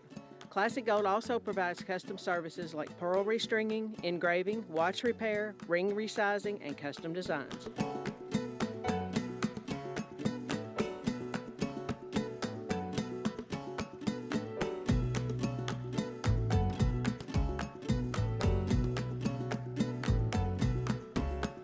Classic Gold Master Jewelers, 859 East Main Street. Nighttime has fallen here at Sauer Field on homecoming night, 26-0. Frankfort High all over Bracken County. Panthers getting a nice round of applause from the fans here on the backside as they come off the field, and you're about to see why. Really nice performance here in the first half as we take a look at some of these highlights. Once the Panthers got going, they really went going, and we're going to just let you kind of experience some of these, and we'll be back in a little bit as we watch these and kind of watch what happened in that first half. We're getting set up for it. The homecoming festivities are on the way. You won't miss a second of it, so stay with us here on the Cable 10 Game of the Week.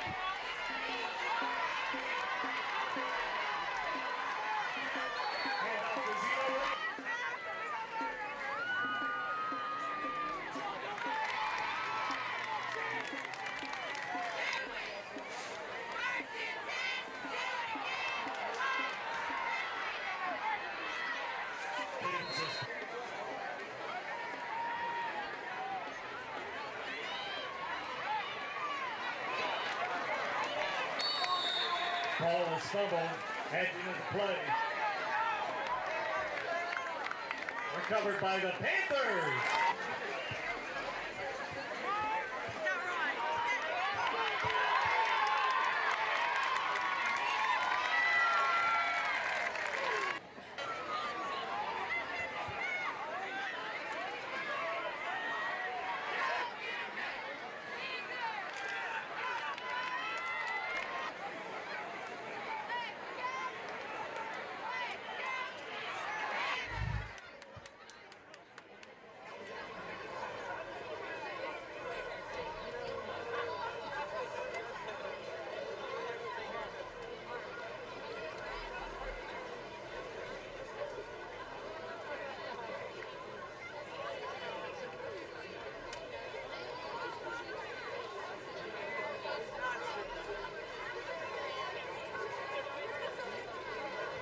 Good evening and welcome to our Frankfort High School 2021 football homecoming court ceremony. First, we'll recognize the freshman court representatives, Helen Hall Abney and Drew Ludwig. Helen Hall Abney is the daughter of Susan Coblin and David Abney and is sister to Ella Abney. Helen Hall is part of the cross-country, golf, and tennis teams and is in Pep Club and Y Club, along with being a member of Sauer House. After high school, she plans to go to college and study political science. Drew Ludwig is the son of Andy and Kelly Ludwig and brother to Cole and Aubrey Ludwig. Drew is on the baseball, basketball, and golf teams, along with being a member of FD Wilkinson House. After high school, Drew plans to attend college and study engineering. Freshman court representatives, Helen Hall Abney and Drew Ludwig. Up next are the sophomore court representatives, Catherine Norman and Gavin Austin. Katie Norman is the daughter of Lee and Darren Norman. Katie is on the track, basketball, and cheerleading teams, and she also represents the male Underwood House. After high school, Katie plans to attend Duke University to run track and major in pre-med. Gavin Austin is the son of Justin Austin and Amanda Jones, and brother to Nevaeh Austin and Caden Austin. Gavin is on the basketball and football teams and represents the FD Wilkinson House. After high school, he plans to go to college and play basketball. Sophomore class representatives, Catherine Norman and Gavin Austin. Now the junior court representatives, Ella Atkins-Stumbo and Jaden Morgan. Ella Stumbo is the daughter of Rebecca and David Stumbo and brother to Miles Stumbo. Ella represents Mayo Underwood House, is on the soccer, tennis, and dance team, and is in FCCLA and Beta Club. After high school, she plans to go to college to study forensic science. Jaden Morgan is the son of Lisa and John Morgan and the brother of Shane, Jordan, Nikki, Joseph, and Jade Morgan. Jaden represents Sour House and is on the football and track team. After high school, Jaden plans to play a college sport. Junior court representatives, Ella Atkins-Stumbo and Jaden Morgan. Finally, we have our senior court representatives. Our first couple is Caroline McClovick and Adrian Spencer. Caroline McClovick is the daughter of Jim McClovick and Greg McClovick and the sister of Emily and Reed McClovick. She represents the Creighton Llewellyn House as house president. Caroline is the captain of the soccer team. She also plays softball and she swims. She's a member of Beta Club, National Honor Society, Pep Club, Traveling Panthers, and Student Council, and she has been class treasurer all 4 years. After high school, she plans to attend St. Mary's College, and she wants to be an occupational therapist. Adrian Spencer is the son of Carla and Brian Spencer, and the brother to Rowena, Daniel, and Brian Spencer. Adrian is on the football team and represents Mayo Underwood House. After high school, he plans to attend college and major in sports medicine. Caroline McClovick and Adrian Spencer. Our next senior couple is Claire Moore and Tyron Reynolds. Claire Moore is the daughter of Zach and Lauren Moore and the older sister of Kenny Moore. She represents the Mayo Underwood House. She is senior class co-president, vice chair of Y Club, Pep Club Community, and media relations officer, and a member of Student Council, Superintendent's Advisory Council, Traveling Panthers, and FCA. She is captain of the girls soccer, cross country, and track teams. She was also a 2021 Governor Scholar. After high school, she plans to attend college and major in pre-medicine. Tyron Reynolds is the son of Troy and Anna Reynolds and brother to Tanali Reynolds. Tyron is on the soccer team and represents the Mayo Underwood House. After high school, he plans to go to college to play soccer. Claire Moore and Tyron Reynolds. Our next senior couple is Ella Edney and Chase Swigger. Ella Edney is the daughter of Susan Coblin and David Edney and older sister to Helen Hall Edney.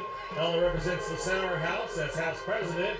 She's on the cross-country team. She is the girls' tennis captain, Pep Club president, and is a member of the Student Council, Y Club, Superintendent's Advisory Council, Traveling Panthers, and Fellowship of Christian Athletes. She is the Frankfort League student co-director and a Governor Scholar. After high school, she plans to attend college and study business.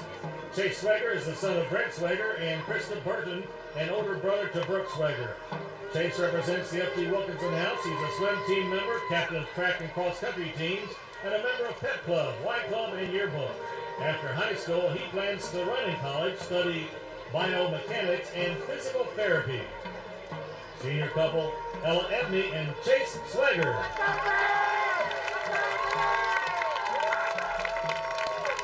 Our fourth senior couple is Nia Bean and Cameron Stone. Nia Bean is the daughter of Delana Bean, Robbie Singer, Nate Bean, and Veronica Payton, and sister to Bella Bean.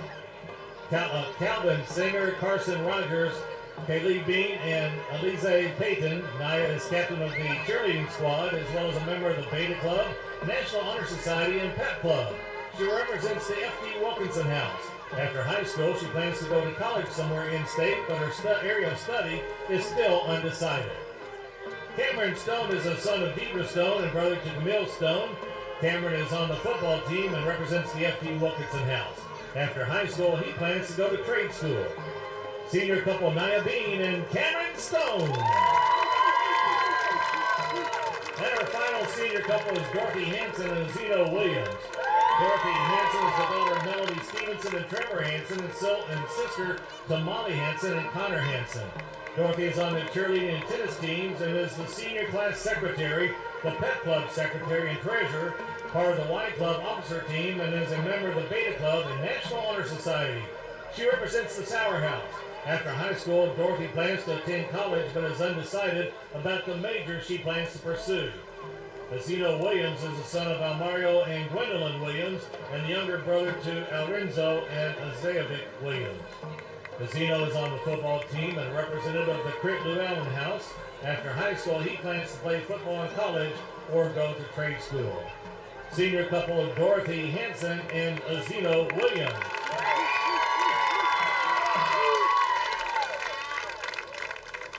And now it's time to crown some royalty. Our 2021 Frankfort High School Homecoming King is Adrian Spencer. Congratulations.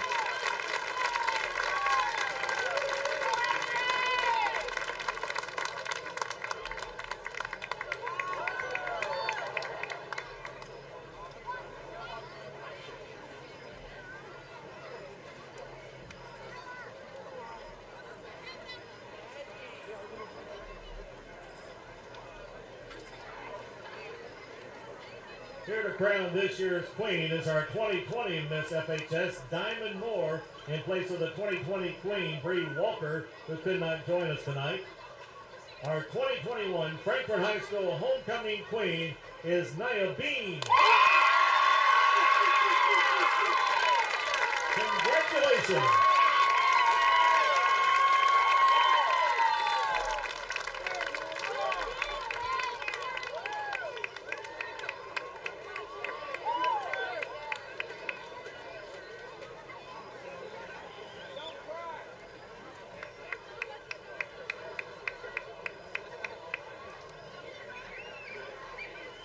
We present to you your 2021 King and Queen, Adrian and Niall, and our entire 2021 homecoming court.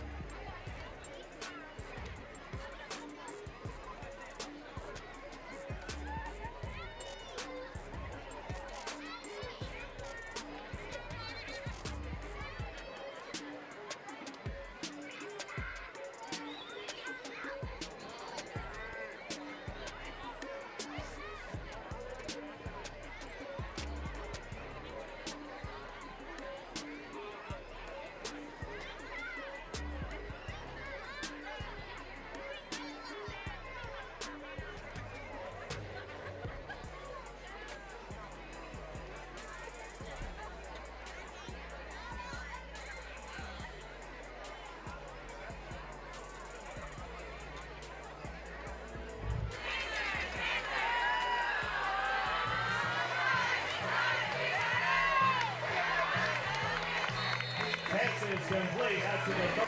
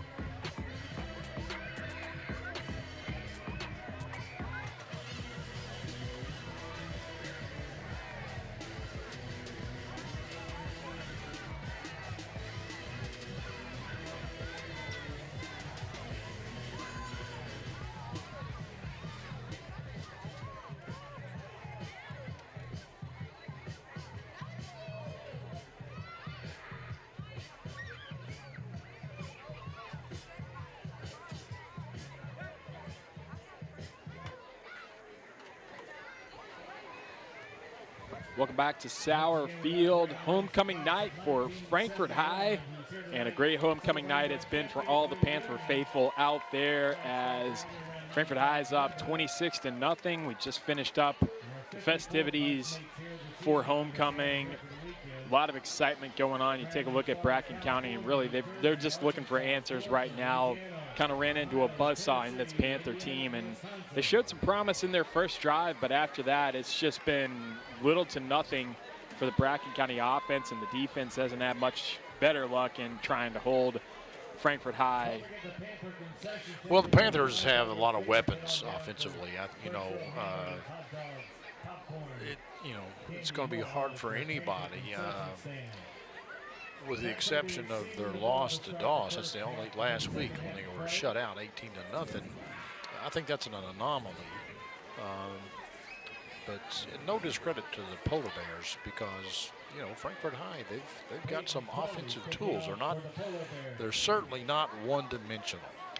Yeah, and speaking of offensive tools, we thought we were going to see Jaden Morgan out here to try to take back another kickoff for 6, because it's the first time we've seen the Polar Bears have to kick off tonight, but you don't see Morgan over there. It looks like we've got Charlie Ellis and Xavier Douglas. Yeah. And over on the far side, it looks like Xavier Cleveland. Not sure what we're waiting on here. They may be waiting for the clock to run down. Teams took the field with about 2 minutes left on the clock. Of course, they did add the 3 minutes that they kind of add when you have these things that happen during halftime that kind of make everything push back the schedule a little bit, because they want to make sure they have enough time to get through everything. And, very spirited halftime, and we've got so many classes from the past. I think I saw the 50th anniversary 1971 class over on the scoreboard side of the field here at Sauer Field. So just a fun night to be a Panther fan, and we are certainly glad to be here for the Cable 10 Game of the Week, and just a cool atmosphere to watch a football game. Perfect night, and the Panthers are really holding up their part of the bargain. I think you're right. We're just waiting for the clock to wind down. Sorry, I didn't mean to interrupt you there. We are finally ready to get this second half underway. Bracken County's going to pick their poison here on the kickoff. He puts his foot behind it. It doesn't go very far. We're going to blow this one dead. Saw something they didn't like. Probably offsides on the kicking team, I would imagine. That's usually what that is. What else could happen, really? Yeah, you didn't see many offsides on the receiving team.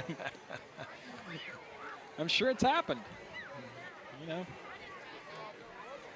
Well, no. I'm not sure. Yeah, okay, yeah. Here we go. Marching it back 5 more yards. Kicking off the 35.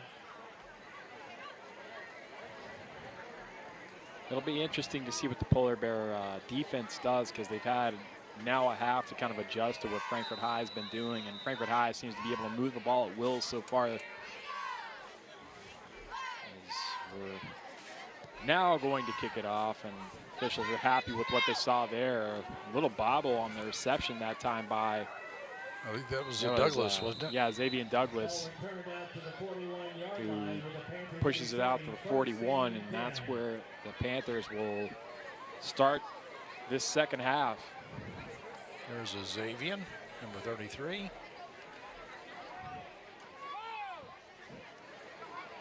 Our Cable 10 camera operators are doing a fine job as usual. And we've got John, Todd, and Zach up there. Really making our jobs easy over here. Oh, yeah. All we have to do is tell you what happens with about 75% accuracy. And 75? Well, Is it that I'm much? speaking for myself here. That's the goal anyway. Xavier Douglas takes that one and pushes it, and maybe just got back to the line of scrimmage that time. No, that was Zeno Williams. Too many Z's.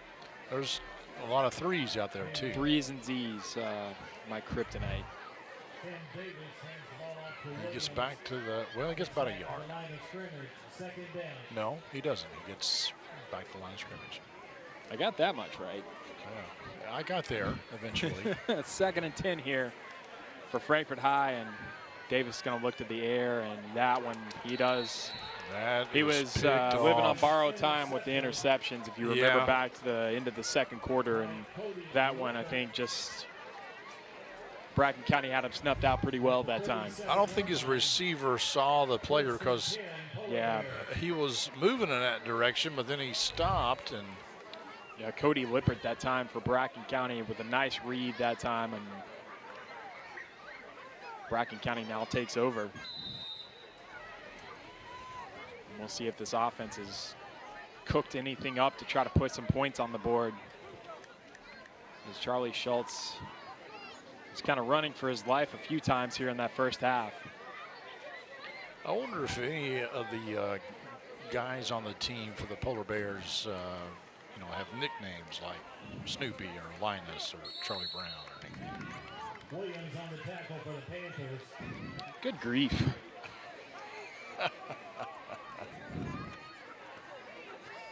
That'll be Zeno Williams on the tackle that time. Not much gain. No. They get one. Here's a good look at Holder, number 44. Not bad field position, too, for Bracken County, picking it up on the Frankfort High 35. Davis is going to roll out, fake the snap, and he's got nowhere to go this time. He's just going to have to take that one and loses his helmet in the process. And I think he's going to end up right back at the line of scrimmage. The original line of scrimmage, I think. I don't think Schultz got back to the original line of scrimmage. And I think his body language walking back to the sideline told the story that time of how his night's gone. You kind of think that Vince Guaraldi somber piano music in the background as he's walking there. He's holding his helmet in his hands. All right, they're down. We've got a new face here at QB and going to take off with it and not get very far. That's a nice tackle that time by number 32 coming in for the Panthers, John Thomas Gilbert. Caius Walker also in there, 53. There he is running off the field. Yeah, that was a nice job that time by recognizing what the play was and making adjustments for Frankfort High, and coming in to take that snap for Bracken County. I believe that was Chase Wilson, number 16. Didn't get much out of that one, and now we see Schultz coming back in.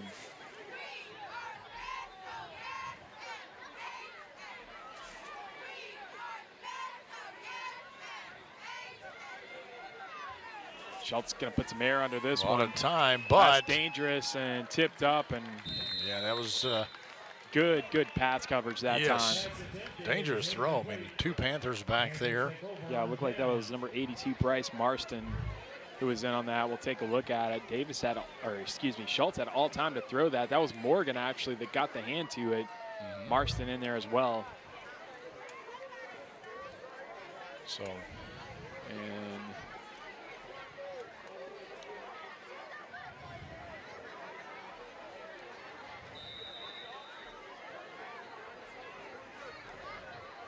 they haven't updated the still says downs there. Yeah, first and 10. Well, it was turnover. I didn't realize it was fourth down. I didn't know it was first down either. So it's Frankfort High ball. Zeno Williams with a little bit of afters on that play. I thought it was 3rd down. Yeah, I did the same thing, Clint. I thought it was 3rd down as well. Ball at the 36, 2nd down. Got a little bit going on. Yeah. After the play there, some nice sportsmanship on the part of both teams to kind of just let that settle down. And we've seen that tonight. We've seen a lot of high-spirited play, but not a lot of chippiness, which is good to see. There's a nice pass, big hit when he caught it, but held on to it that time. That was Cameron Stone. No, I think it was Xavier Cleveland with the catch. No, oh, you're Cameron right. Stone on the tackle? You're right. It was Xavier Cleveland. I apologize. Read 11 instead of 10. Xavier Cleveland with another big catch. Remember, he had that touchdown catch in the first quarter that really kind of got the Panthers going tonight. Zeno Williams, and he's going to get a flag, I believe. Yeah. At the end of it. I hope that's not on the Zeno. I believe it is. Might have been on sportsmanlike conduct, but I don't know if it was on him or, yeah, I believe it was something of the sort. Anyway, it's going to come back for Frankfort High a little bit. Yeah, you got to I engage your brain before you put your mouth in gear. And I saw that, you know, we saw a little bit of that a couple plays ago, and I think it's just one of those, you know, probably a good idea right now by the Frankfort High coaching staff, just taking him off the field, getting his head back in the right place. A lot of emotion just in homecoming in general tonight. So, of course, he had such a big first half for the Panthers.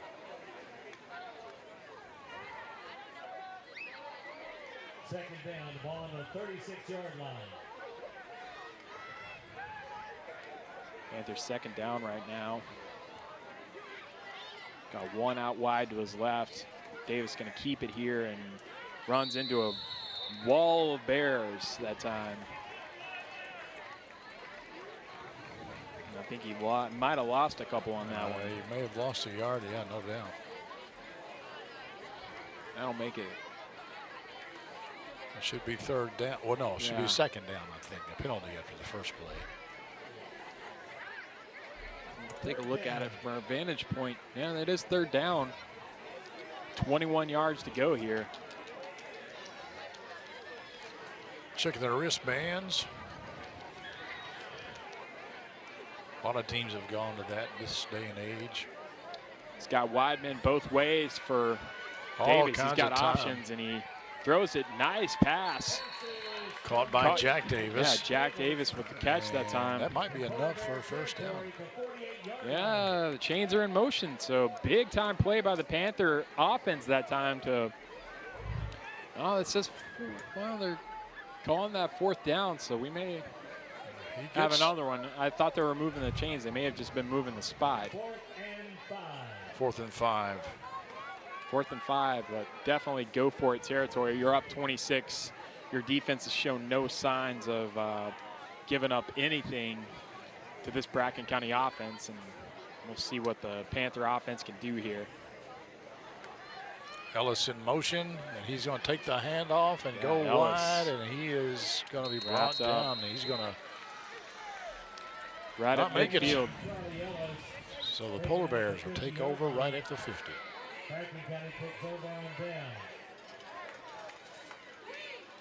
It'd be interesting to know how, you know, just kind of the history of some of these mascots for these teams. How on Bracken County, how do you land on polar bears? Yeah, I don't know. That's an interesting one. That is the thing. I don't understand it either.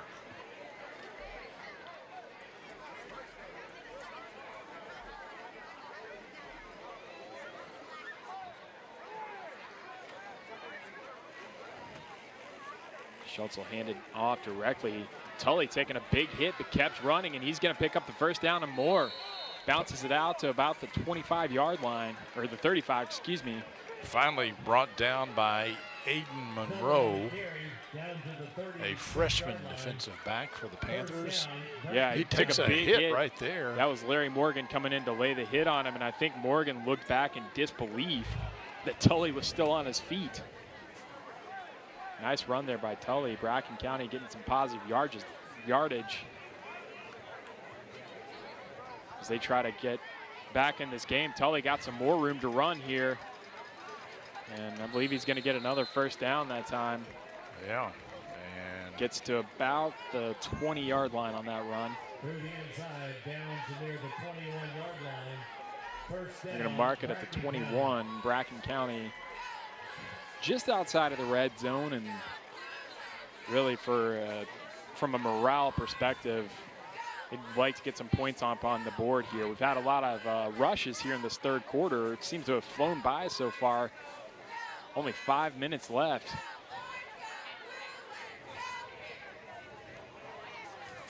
Davis out of the pistol, hands it off to Tully again. Why change it? But that time Frankfort High able to wrap him up a little bit. Yeah. May have gotten a yard on that run. And they've been successfully going up the middle here, which is something they weren't able to do in the first half. And that's one of those, if you score here, I think you're in pretty good shape if you're Bracken County as far as the clock goes. If you don't score here, you really have to start thinking about, okay, well, we're having success running the ball. As they go right back to that, I believe that's Austin Holder. You might have gotten a yard on that. But the clock becomes your the clock becomes your enemy.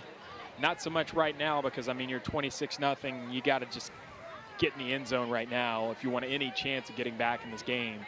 But something to think about as we go into the fourth quarter. Yes, running takes time. And even if you're unsuccessful in the run, it takes time. Charlie Schultz just kind of having a rough night. Not really. He's well below his average. I don't know. Yeah, not the kind of night that's really indicative of what. And Tully is too, really. Although he's getting there. Yeah, Tully's really racking up. They're kind of leaning on him on this possession.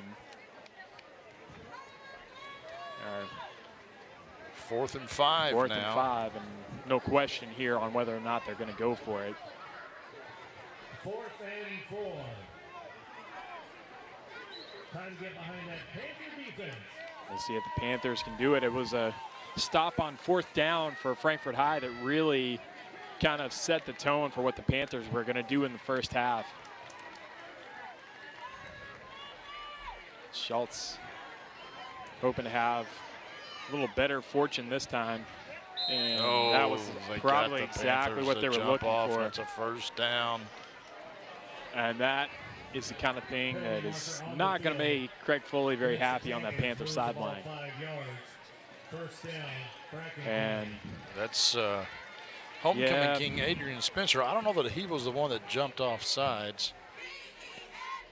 Well, when you're the biggest one out there, sometimes I don't know if he was the first one. It looked like a couple of them really kind of caught dead to rights on that. It was 50-something. There's also a 52 right on that in cadence. there. Noah Stanley. And the handoff, they're going right back to Tully, and he gets 2 or 3, pushing it forward. Yeah, it gets near the 5-yard line, but the clock continues to tick.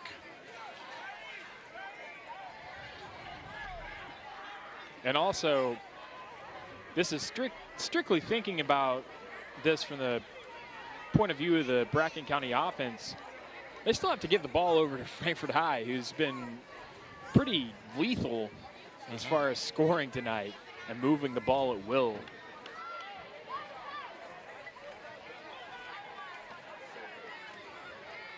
And you got to believe with the ability that Frankfort High is another rush kind of up the middle that time, picks off a couple yards for Bracken County. You got to believe with the ability that Frankfort High has to pick up yards on the ground, that's probably what we're going to see a lot of from here on out as the Panthers try to put a cap on this win, if they can. Still a lot of ball game left. This handoff's going to go in, and that's going to be 6 as Tully gets a touchdown. And that was just, if you look at Bracken County stats coming in, Tully averaging 21 rushes per game, and you can see why right there. 7.5 yards a carry. That'll be his 6th touchdown of the season. Bracken County gets on the scoreboard. We've got a flag coming in here. Unsportsmanlike against Frankfort High. Yeah, and seems to be some confusion on the part of the Panthers as to what Elijah Walker holds his hands up and then comes off the field as he's replaced by Quentin Ragland. I think some of these players may understand that it's not necessarily always what you do, sometimes it's what you say. Speaking of what you say, I think Craig Foley that man right there has quite a bit to say right now, mostly to his sideline. Just wants to make sure everybody's still engaged when you get out to a big lead. Sometimes, you know, that can mentally be part of it. Never want to see your guys get complacent. Yeah, but sometimes you just got to play ball and keep your mouth shut. Yeah, Holder is going to bounce that one in for 2. So 26-8, is your score. Minute 39 left in the third quarter as the Polar Bears finally managed to get on the board. Frankfort High with a big lead here, and we'll see if they can add to it. Coming up here in just a second on the Cable 10 Game of the Week. Game of the Week is brought to you by Estate Tree Service. We have a solution for all your tree care needs. Estate Tree Service provides expert tree care and preservation. Call 502-229-5258 for a free estimate. Game of the Week is brought to you by Traditional Bank. When your business is looking to win, with tough competition around every corner, you need high performers backing you up. Traditional Bank's local team will stand by your side as a trusted partner, your friendly neighbor, and your biggest fan. It's time to make the switch. Traditional Bank, member FDIC. Bracken County again kicking off here, having just put some points on the board as we take a look at Coach Foley. Has had a lot to see tonight that he'll like, but he wouldn't have liked that last series by the Frankfort High defense. They get 1.5. And on the kickoff, Xavier Cleveland gets it that time. They're got kicking some away space from Morgan, and Cleveland saying, well, if you're going to kick it to me, I'm going to punish you for it. I think they were kicking away because the other guy in the backfield, or the back to receive that, was Jaden Morgan, and we've talked about how good he is, but Cleveland making a name for himself on that one. Nice stiff arm that time. Gets the ball just shy of the 50.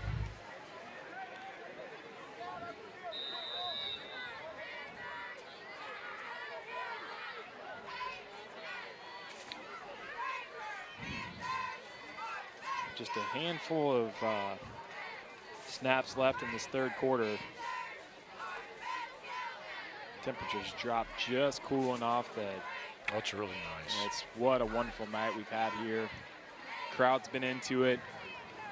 Been a lot of exciting football, and we got another quarter of it here, so stay with us. Saw a little motion. I believe that's gonna be.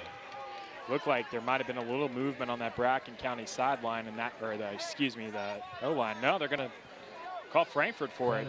I know Frankfort jumped, but I thought you might have seen a little bit right there. Oh, there it is. It was the right guard. Just a little bit too ready to mix it up that time. So it'll be 1st and 15. And that's one of those things that if as a coach, if Frankfort High goes on to put more points on the board and win this game by a pretty sizable margin, as a coach, you love that because it's something you can go back and say, we got to fix this. You have something that you can make a teachable moment out of us. We've got to pass, and nice catch. Cleveland still on his feet. Still on his feet. Athletic catch, still rolling. Manages to spin, gets spun down by the Bracken County tackler there, but big gain that time by Cleveland. Comes up a little gimpy. Sore. If he could have switched the ball to his other hand and stiff-armed right here. If he put it in his right hand and stiff-armed 25, I think that's Tanner Yeltsin. We've got a face mask call here on the defense, and that's going to give him even more yards. They're just going to tack that on to the end of the play. So Frankfort High, again, with great position right now. And we'll see if they can make a little better use of it than they did at the end of the first half. So we're just outside the 10-yard line. All right, here comes Morgan. He's going to walk in, just gets on the right side of the pylon. That did not take long for the Panther offense. 32-8 your score. 48 seconds here left in this third quarter. Another great play by Jaden Morgan. The Panthers are just rocking and rolling on the offensive end. I think that drive took less than a minute.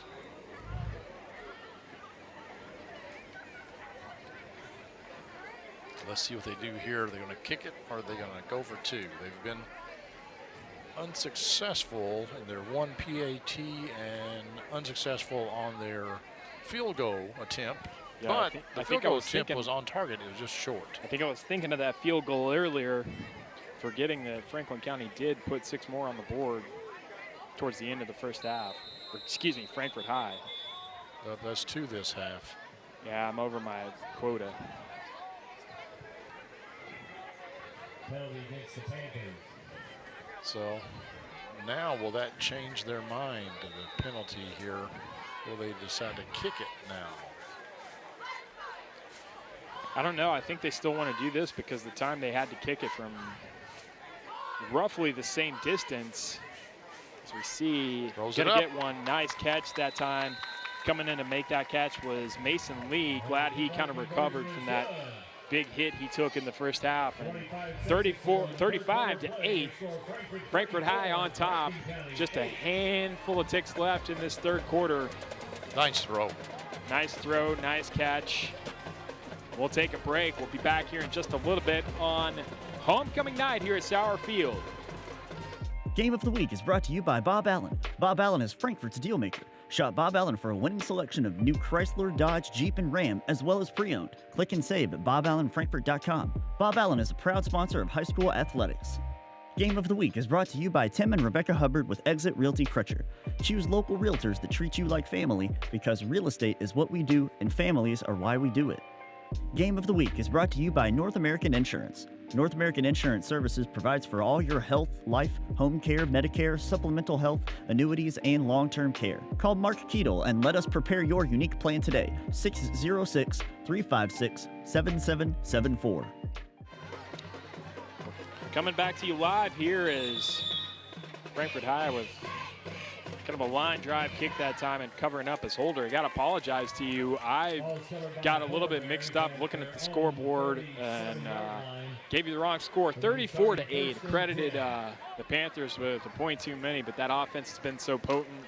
I kind of lost count. So, well, it'll be interesting to see what Bracken County does here, just because their last drive took a few minutes and they started from the Frankfort High 35-yard line, and it still took them a good 2 or 3 minutes to get in the end zone, and now they're, they have been successful with the run up the middle, but that's about it. Yeah, they're going to have to mix it up a little bit if they want to get back into this. And they fake Schultz the is going handoff. to bounce out wide, and looks like he's got a little bit of room and managed to get a couple there. Got out of bounds. That's probably the key part of that. And we've got a flag coming in late, and I believe that's going to – they heard something they didn't like out of the Panthers. No, it's against the Polar Bears. I think we got 2 flags coming in there. That might. Carter was in there on the tackle. He was looking at Carter when he threw the flag. Maybe that's what kind of threw me off a little bit. And we'll wait to see what the call is here.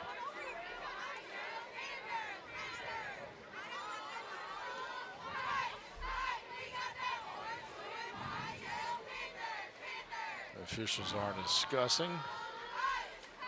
One wants chicken after the game. The other one wants pizza. I'd take both at this point. The third guy wants fish. And so, they can't decide. It looks like we may have an unsportsmanlike conduct here. It's usually what the case is when you see a flag come in so late after the play's blown dead.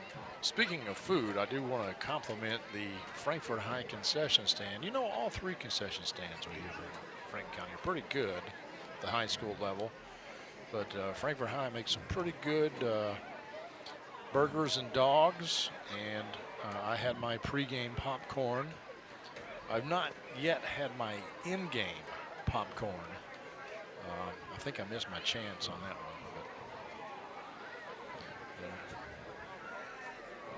Explaining things to the Bracken County coach, Daniel Klaus.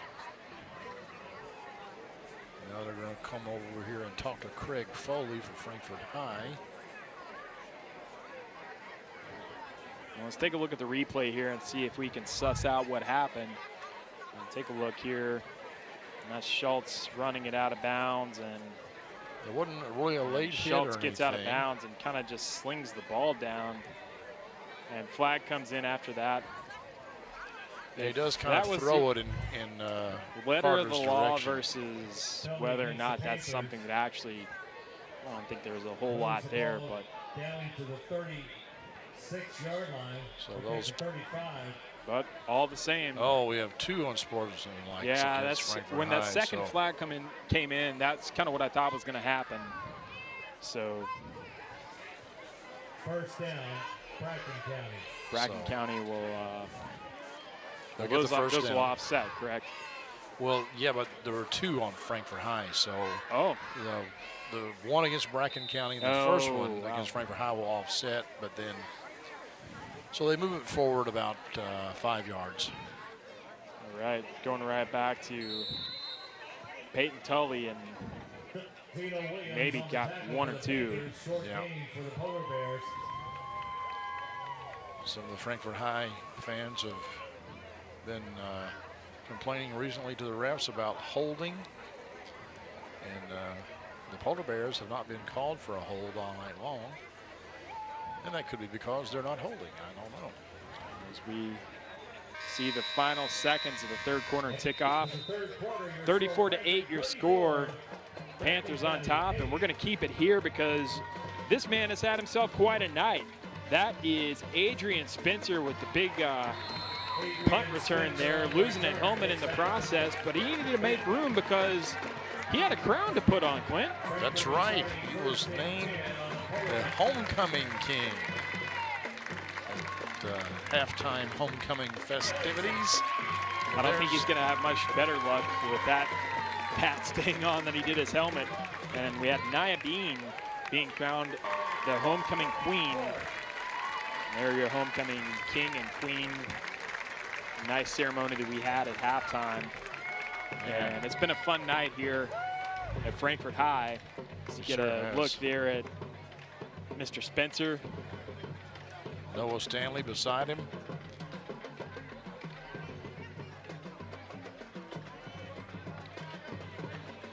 So we got one more stanza to go here.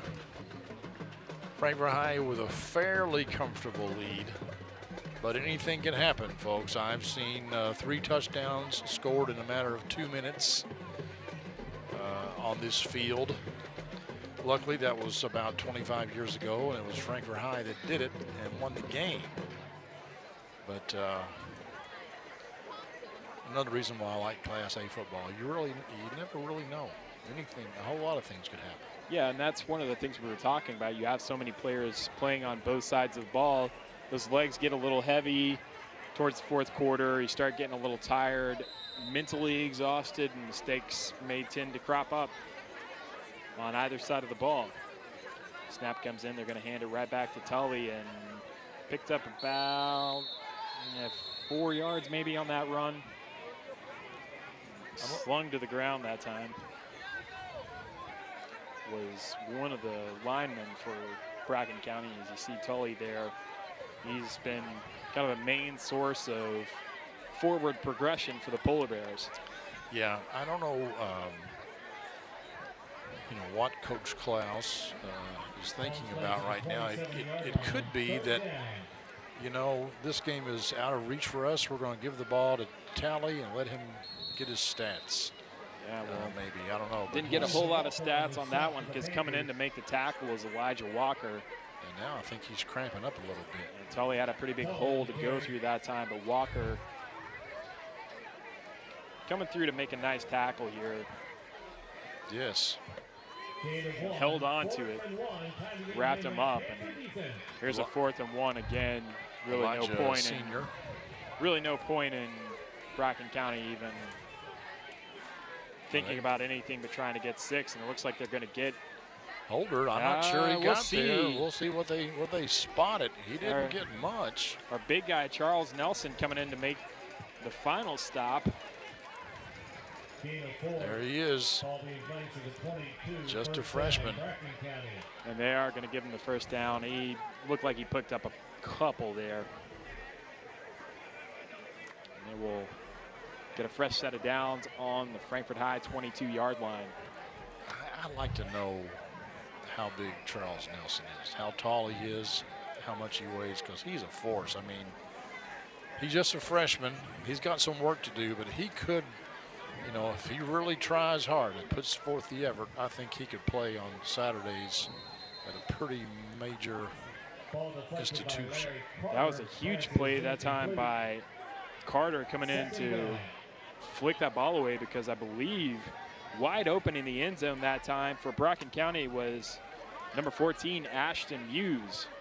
As we kick it over here to our broadcast table right in front of the Cable 10 truck. We just want to say hello, want to say thank you to all of our staff here at Cable 10 helping us bring you this game here on homecoming night. It's been a fun night so far. Thanks for watching, and keep watching. We got a lot of game left. Yeah, we're off next week. Unfortunately, everybody's out of town, but then we're coming back on October the 1st with another exciting high school matchup. And we'll be here every Friday night in October. Handing it off to Tully, picks up about 7 yards. We've got a flag coming in late. That might be a hold, maybe.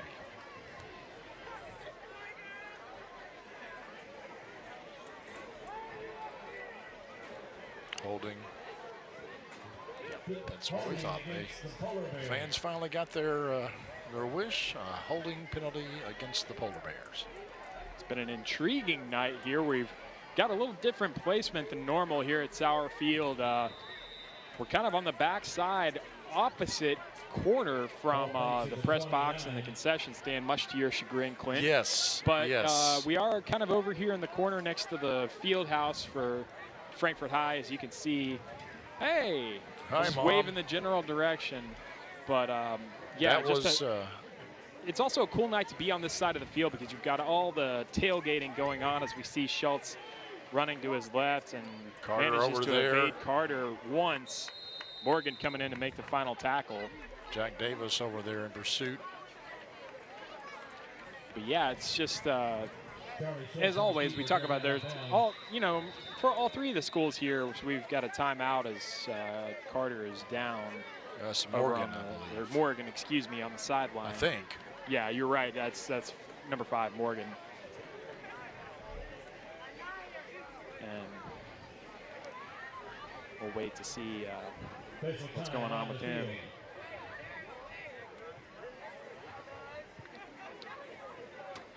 (34-8) your score. 9:18 left in this one. As we've got a bit of a break in the action. We'll take a look at it and see if we can kind of, in our non-scientific way, figure out what might be the issue. And it's tough to see. Might be, yeah, they're. He was still yeah, on his, they're thinking maybe a stinger, because of just the way he came up and then all of a sudden just went right down. So we'll wait to see it. Hate to see that for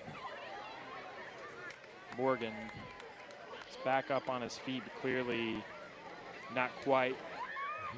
He's in some pain. Yeah, he's not feeling very good right now. So he's had such a big night too, and such a big part of this Frankfort High team. Certainly hope this is just kind of a temporary thing. You know, they're kind of taking precautions with him, making sure he's not going to be in any further danger. 34-8 your score as we walk with him to the sideline. We'll continue play here. While we're waiting, let me tell you that next week Frankfort High is on the road at Nicholas County. Then they're at home at Eminence on the 8th of October, and then home again on Kentucky Country Day. Schultz goes to the air, and that is incomplete. Again, great pass coverage that time by Frankfort High, and that's been one thing that we've said a few times tonight. Just kind of been tough for the Polar Bears to really get anything going through the air, because when it really counts, when you've got that ball going into the end zone or going close to it, Frankfort High has been up to the challenge. Yeah, I think that was Aiden Monroe and Elijah Walker in there on coverage, I believe. And Xavier Douglas had a little something in there as well. I thought I saw number 33 in there. We finish off the regular season with Frankfort High but not here. It's when they play Western Hills on the road. Big downtown, uptown rivalry.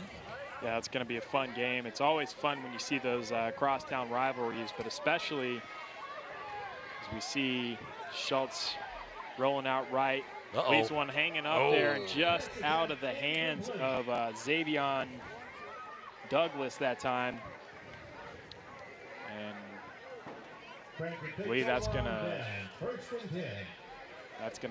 be a turnover on downs that time as Frankfort High takes over. But yeah, going back to that point, Clint,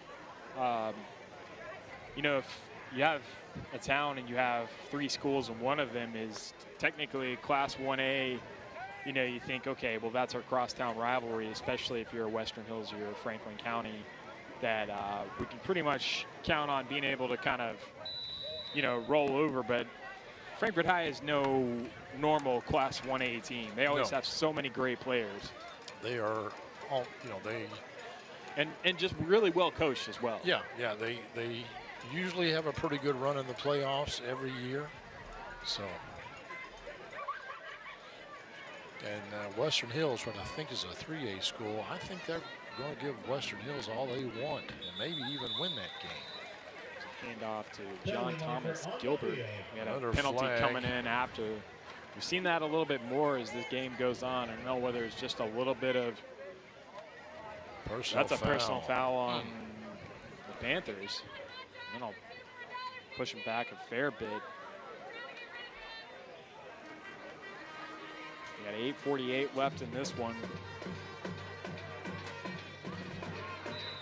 If I were Craig Foley, I think I'd keep it on the ground here. Burn some of that clock down.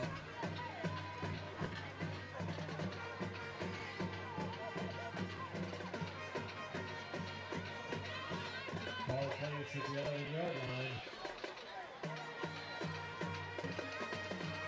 Crowd has thinned out just the tiniest bit. Still a lot of people here supporting the Panthers as we wind this one down. Well, he's going to throw it up. That's he Carter. had to get rid of it that time because he was dead to rights, and that was very likely going to be a safety. But Carter with a nice grab, and again picking up about 10 yards after the catch. Yes, and another penalty. We'll have to wait and see what this one is. And for a change, I'm going to wait and see and not prognosticate because I don't have a very good record of that. Penalty against the Polar Bears moves the ball to the 40-yard line. Yeah, I guess you have to keep the flag somewhere. And that's a first down, Panthers. So that's against the Polar Bears. And still got some discussion there of what actually went down there. The officials calling over both captains. I think they just kind of want to get maybe some of the like look, guys. You see our man of the evening there, Adrian Spencer, coming in.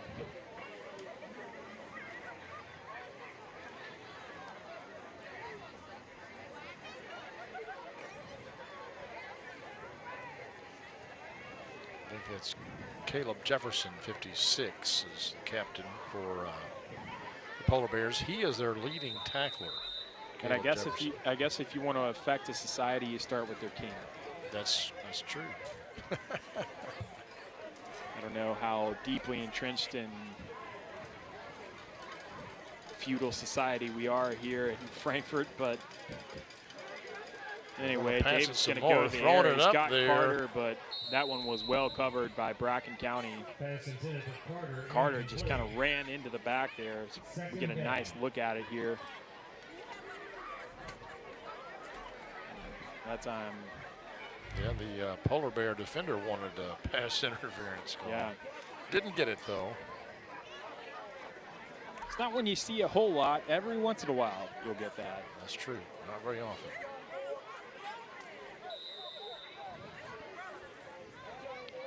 And I think that may be one of the tougher positions to play, you know, defensive back, because there's just so much that you can do that draws a pass interference. There's so, you know, I think a lot of leverage is given to the receivers in that way. Yeah, that play didn't work out so well.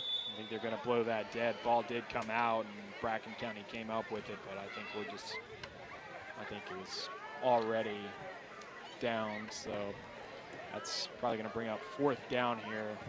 It's going to be 3rd down, I believe. But 3rd and a long way. They changed the scoreboard before I really could get a good look at it.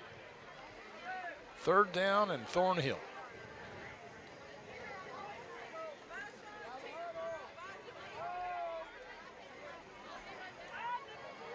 Davis talking it over here. Just a little under 7 minutes left in this one, barring overtime. There's the screen pass. Yeah, they got that, and I'm going to push it out this time. Maybe got first back down. to the original line of scrimmage, I think. Pretty far from the first down here, so that was just not a whole lot of room. That was John Thomas Gilbert, sophomore. We hadn't called his name yet tonight. You hadn't had dinner, this is your chance. So I think it's going to be 4th down, 4th down. About 8. We're going to go for it here. He's got a man out wide, and he drops the ball. And that through time the hands. yeah, that was Pires again. Pires, rather. Pass attempt is incomplete. I think that one was pretty well covered. Even if Pires had brought it down, I don't think he was getting anywhere near first down. No. Unless he made a nice move after the catch, and I don't think he had enough time to do that. Yeah, I'm a little surprised they didn't try to punt that one away too, John, just because they are in their own territory, and we've not seen Frankfort High punt all night long, have we? Don't believe so. That'll be our turnover on downs. Schultz and got some movement. Let's see. Yeah, false start. Moves the ball back 5 yards. Got a lot of laundry here in the 4th quarter. Yeah. 1st and 15 now. As you can see, 6:03 left in the game. Bracken County, of course, now, I don't know if they're still, I mean, it's high school football. You're never out of it, especially when you've got, you're 2 or 3 scores away. But as soon as I say that, and I say they're going to have to air out the ball, they run it right up the middle. It's been that kind of night. Mm-hmm. Well, I think the Polar Bears have reconciled that they're just not going to win this one. But let's just work on things in preparation for next week. Oh man, hot dogs are 50 cents, I just heard Ken Mitchell say. And I am a country mile away from the concession stand. Hey, you're going to go home with 50 cents in your pocket. Please pick up any garbage in the stands and throw it away and help keep your Panther campus clean. So See people don't have to Charlie stay Schultz for now. another hour tonight. It's had a rough night. Please throw things away as you leave. Help out the crew by doing it for them. Yeah, he's well below his average. Usually passes for 131 yards. You saw Tully that time kind of holding his wrist a little bit. I don't know whether it was just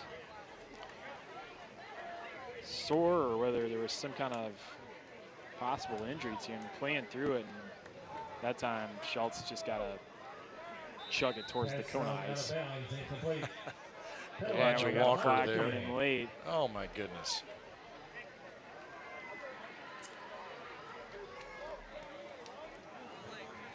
Intentional grounding. Yeah, they did call Well, it. that's the funny thing, though, is the fact that he was outside the pocket. Yeah.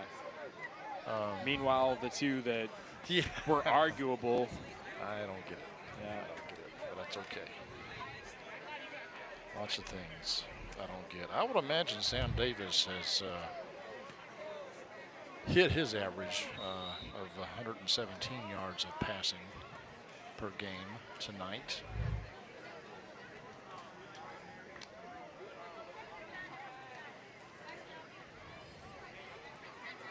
Davis He's got Tull behind him again. You're right, Clint. They may just be 4th and 7. There's a hold. Yeah, in we got a there hold we go. coming in, and for Walker Schultz, got through there. It's going to be to see. And are they going to take the hold, or my guess is they'll I think decline we may it. be getting 6 here. I think so. Larry Carter on the run, and Larry Carter running right towards us here, and yes. If not for that fence, he may have ended up in the Cable 10 truck. But big time run. I don't think if this is what we're expecting, that hold that we saw right at the beginning of the play, surely that's going to be declined. And we're going to be looking at 40-8, Frankfort High. Larry Carter with his 3rd touchdown of the night. Penalty was against Polar Bears. Let's take a look at this right now. You'll see the hold right here at the beginning of the play. That was Elijah Walker coming in, being held, and then that ball just kind of died the second it got up in the air. A little bit of desperation by Schultz. And Carter, once he saw daylight, it was going to be 6 points. We're seeing the lineup to try the extra point again here. That was Carter's 2nd interception on the season. And he missed it again? Wow. It looks good from our angle. Yeah. Thank you for bailing me out of that one in the first half. I mean, it does. It looks good. I appreciate the camaraderie there. So we're going to take a look at this final play and the run back here by Larry Carter. Got a big help on the block there that time. Somebody just kind of got laid out. A little juking and jiving. It was a good night as Larry Carter had the dog that's right next to us telling him what a great job he did. As we see Coach Foley, he has engineered a pretty good night here for the Panthers on homecoming night. 40-8 your score. So we're going to line up and kind of in the closing throes of this game. Frankfort High is going to push their record out to 3-2, and this will be their third win against Class 1A competition. Of course, we saw their first one here on the Game of the Week against Paris. I'm going to let this one roll out of bounds. Penalty marker thrown. It'll be at the 35 that the Polar Bears will take over. Thanks for staying with us. We appreciate it. You're welcome. Yeah, thank you particularly. But we want to thank our sponsors as always.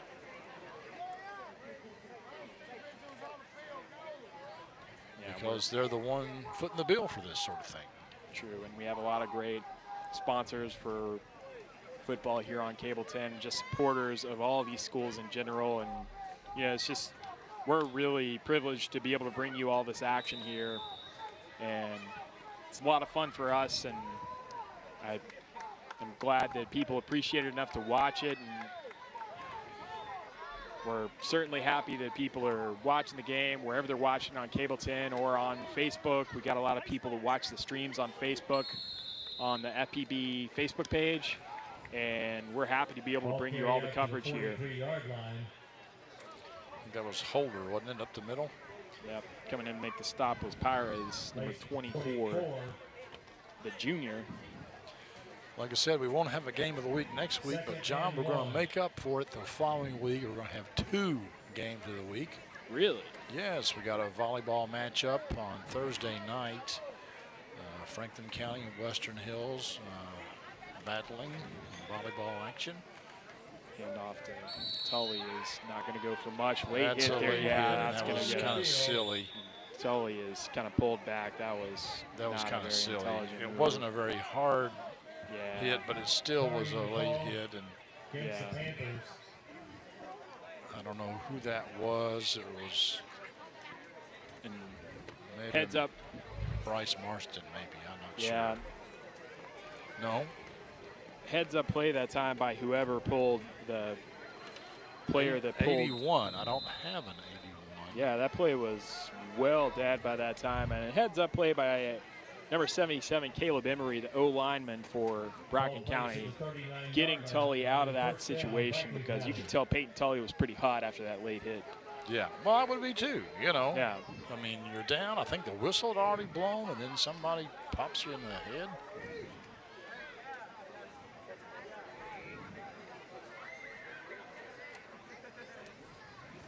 Tully getting the ball right back, and he breaks 2 or 3 tackles.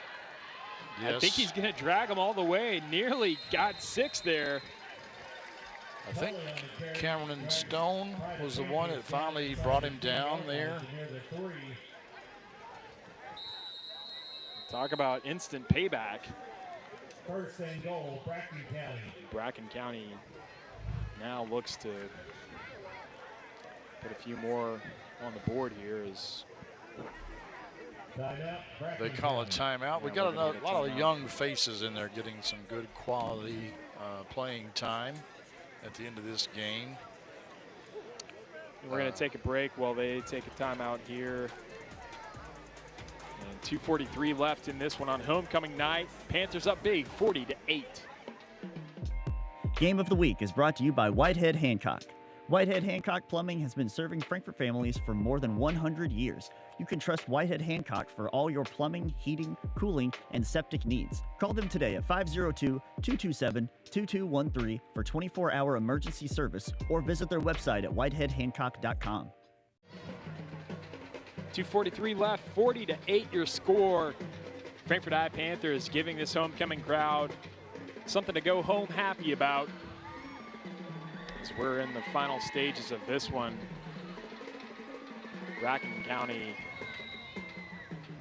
now in scoring position, but in the grand scheme of things, it looks like their record is going to drop to 3-2. Although they punch in this touchdown here. That was Holder on the carry. Yeah, Holder with the touchdown that time.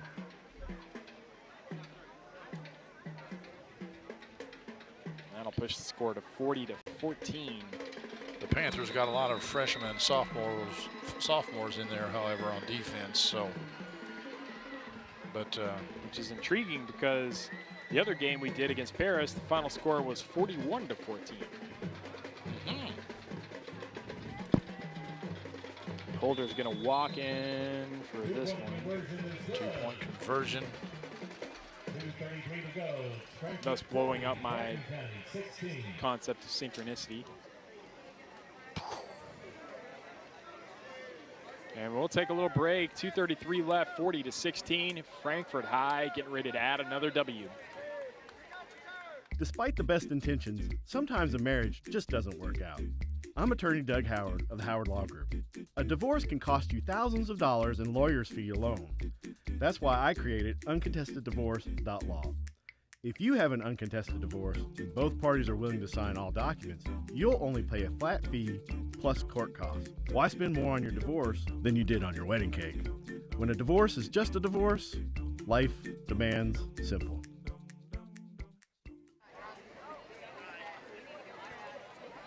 All right, we're back. 2:33 left. 40-16. Frankfort High have looked the part tonight of a team that is ready to impress this homecoming crowd. It's been a perfect Friday night for football, and we have been privileged and happy to bring it to you here on the Cable 10 Game of the Week.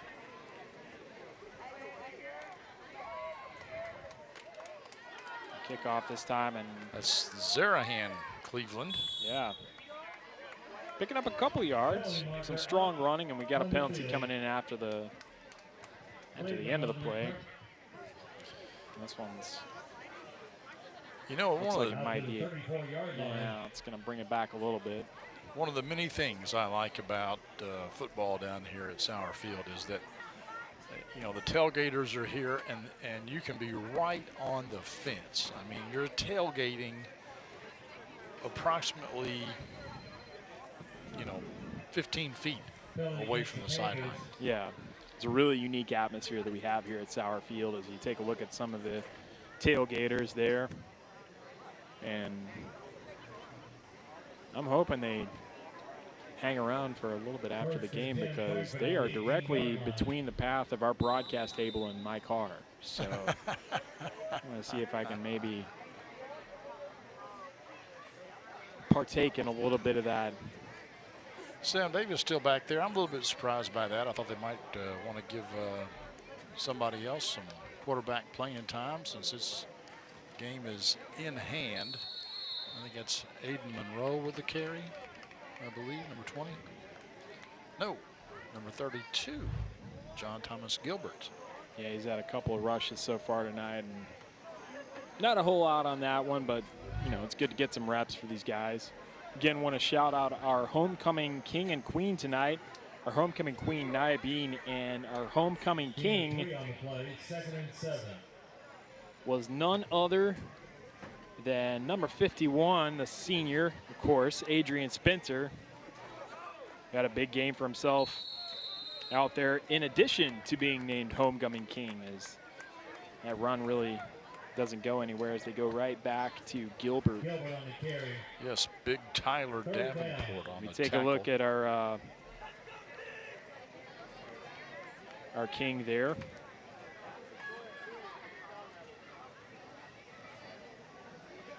Surveying his countryside.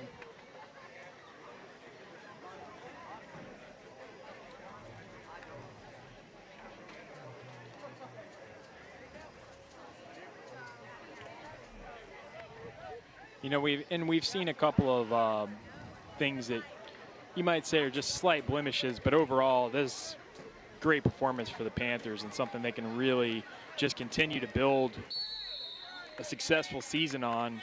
And, you know, coaches are never completely happy, and there are certainly a few things, as we see the replay here, another rush by Gilbert, picking up some nice, yeah, but there's always something that you can pick at and critique, and certainly there are a lot of teachable moments that you can have, but you have them in service of a win, and I think overall Coach Foley's got to be pretty happy with the way his Panthers played tonight. This will probably be the last play of the game. Davis going to take it right to the end. Davis just a junior as well, so. Yes, he's done a fine job tonight. Low snap, and did they fumble? Fumble on the snap.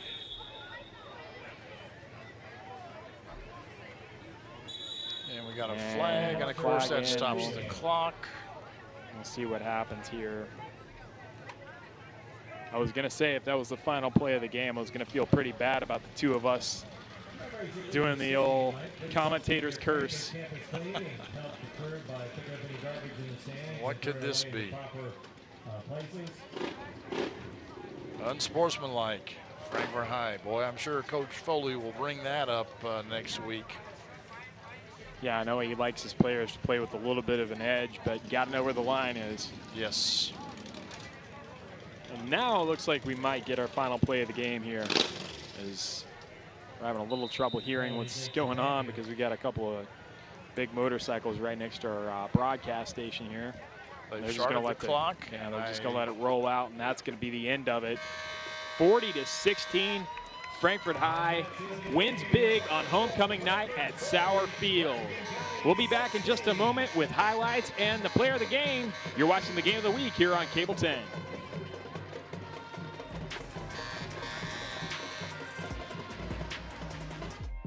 The Game of the Week Play of the Game is brought to you by Bill McCoy Insurance Agency, celebrating over 46 years in business. With over 15 companies to shop and collectively over 100 years of experience, call, visit us, or request quotes on BillMcCoyInsuranceAgency.com. You finally found the perfect car in racing blue. You even got them to throw in the LED fog lights for free. Auto Owners insures your car because some people never learn to parallel park. That's simple human sense. Bill McCoy Insurance, celebrating over 46 years in business. With over 15 companies to shop, call us or visit our office for quotes. As we close things out here on homecoming night at Sauer Field, big win for the Panthers, 40-16 over the Bracken County Polar Bears. Frankfort High pushing their record out to 3-2, 3-1 in Class 1A, picking up another home win, undefeated here so far at Sauer Field in the 2021 season. Fun game of football tonight, Clint, and coming up, we've got our play of the game, as there was plenty to choose from, but I think this is probably, I think it was my favorite, as Larry Carter making the big catch, bouncing off of tacklers. We already said he hadn't had a touchdown yet in the season. Well, he got one there, and he picked up 2 more for his trouble before the night was over. Really happy for Larry Carter. Big night for Mr. Carter. All right, and that brings us to the end of our broadcast here. We got some highlights, so stay tuned. Alongside Clint Goins, I'm John Piesheimer for our entire Cable 10 staff. Thank you for watching the Game of the Week here on Cable 10. Now enjoy these highlights, and we will see you next time.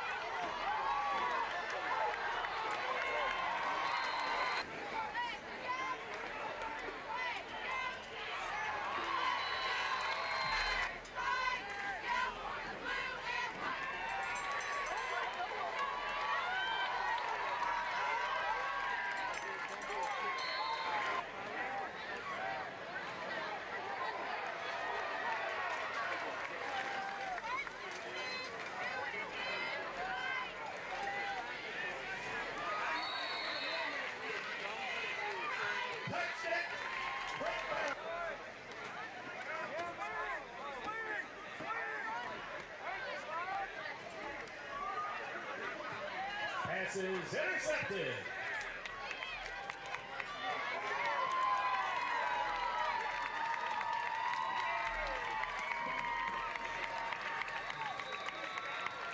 Touchdown, Frankfort. Hard interception. Congratulations.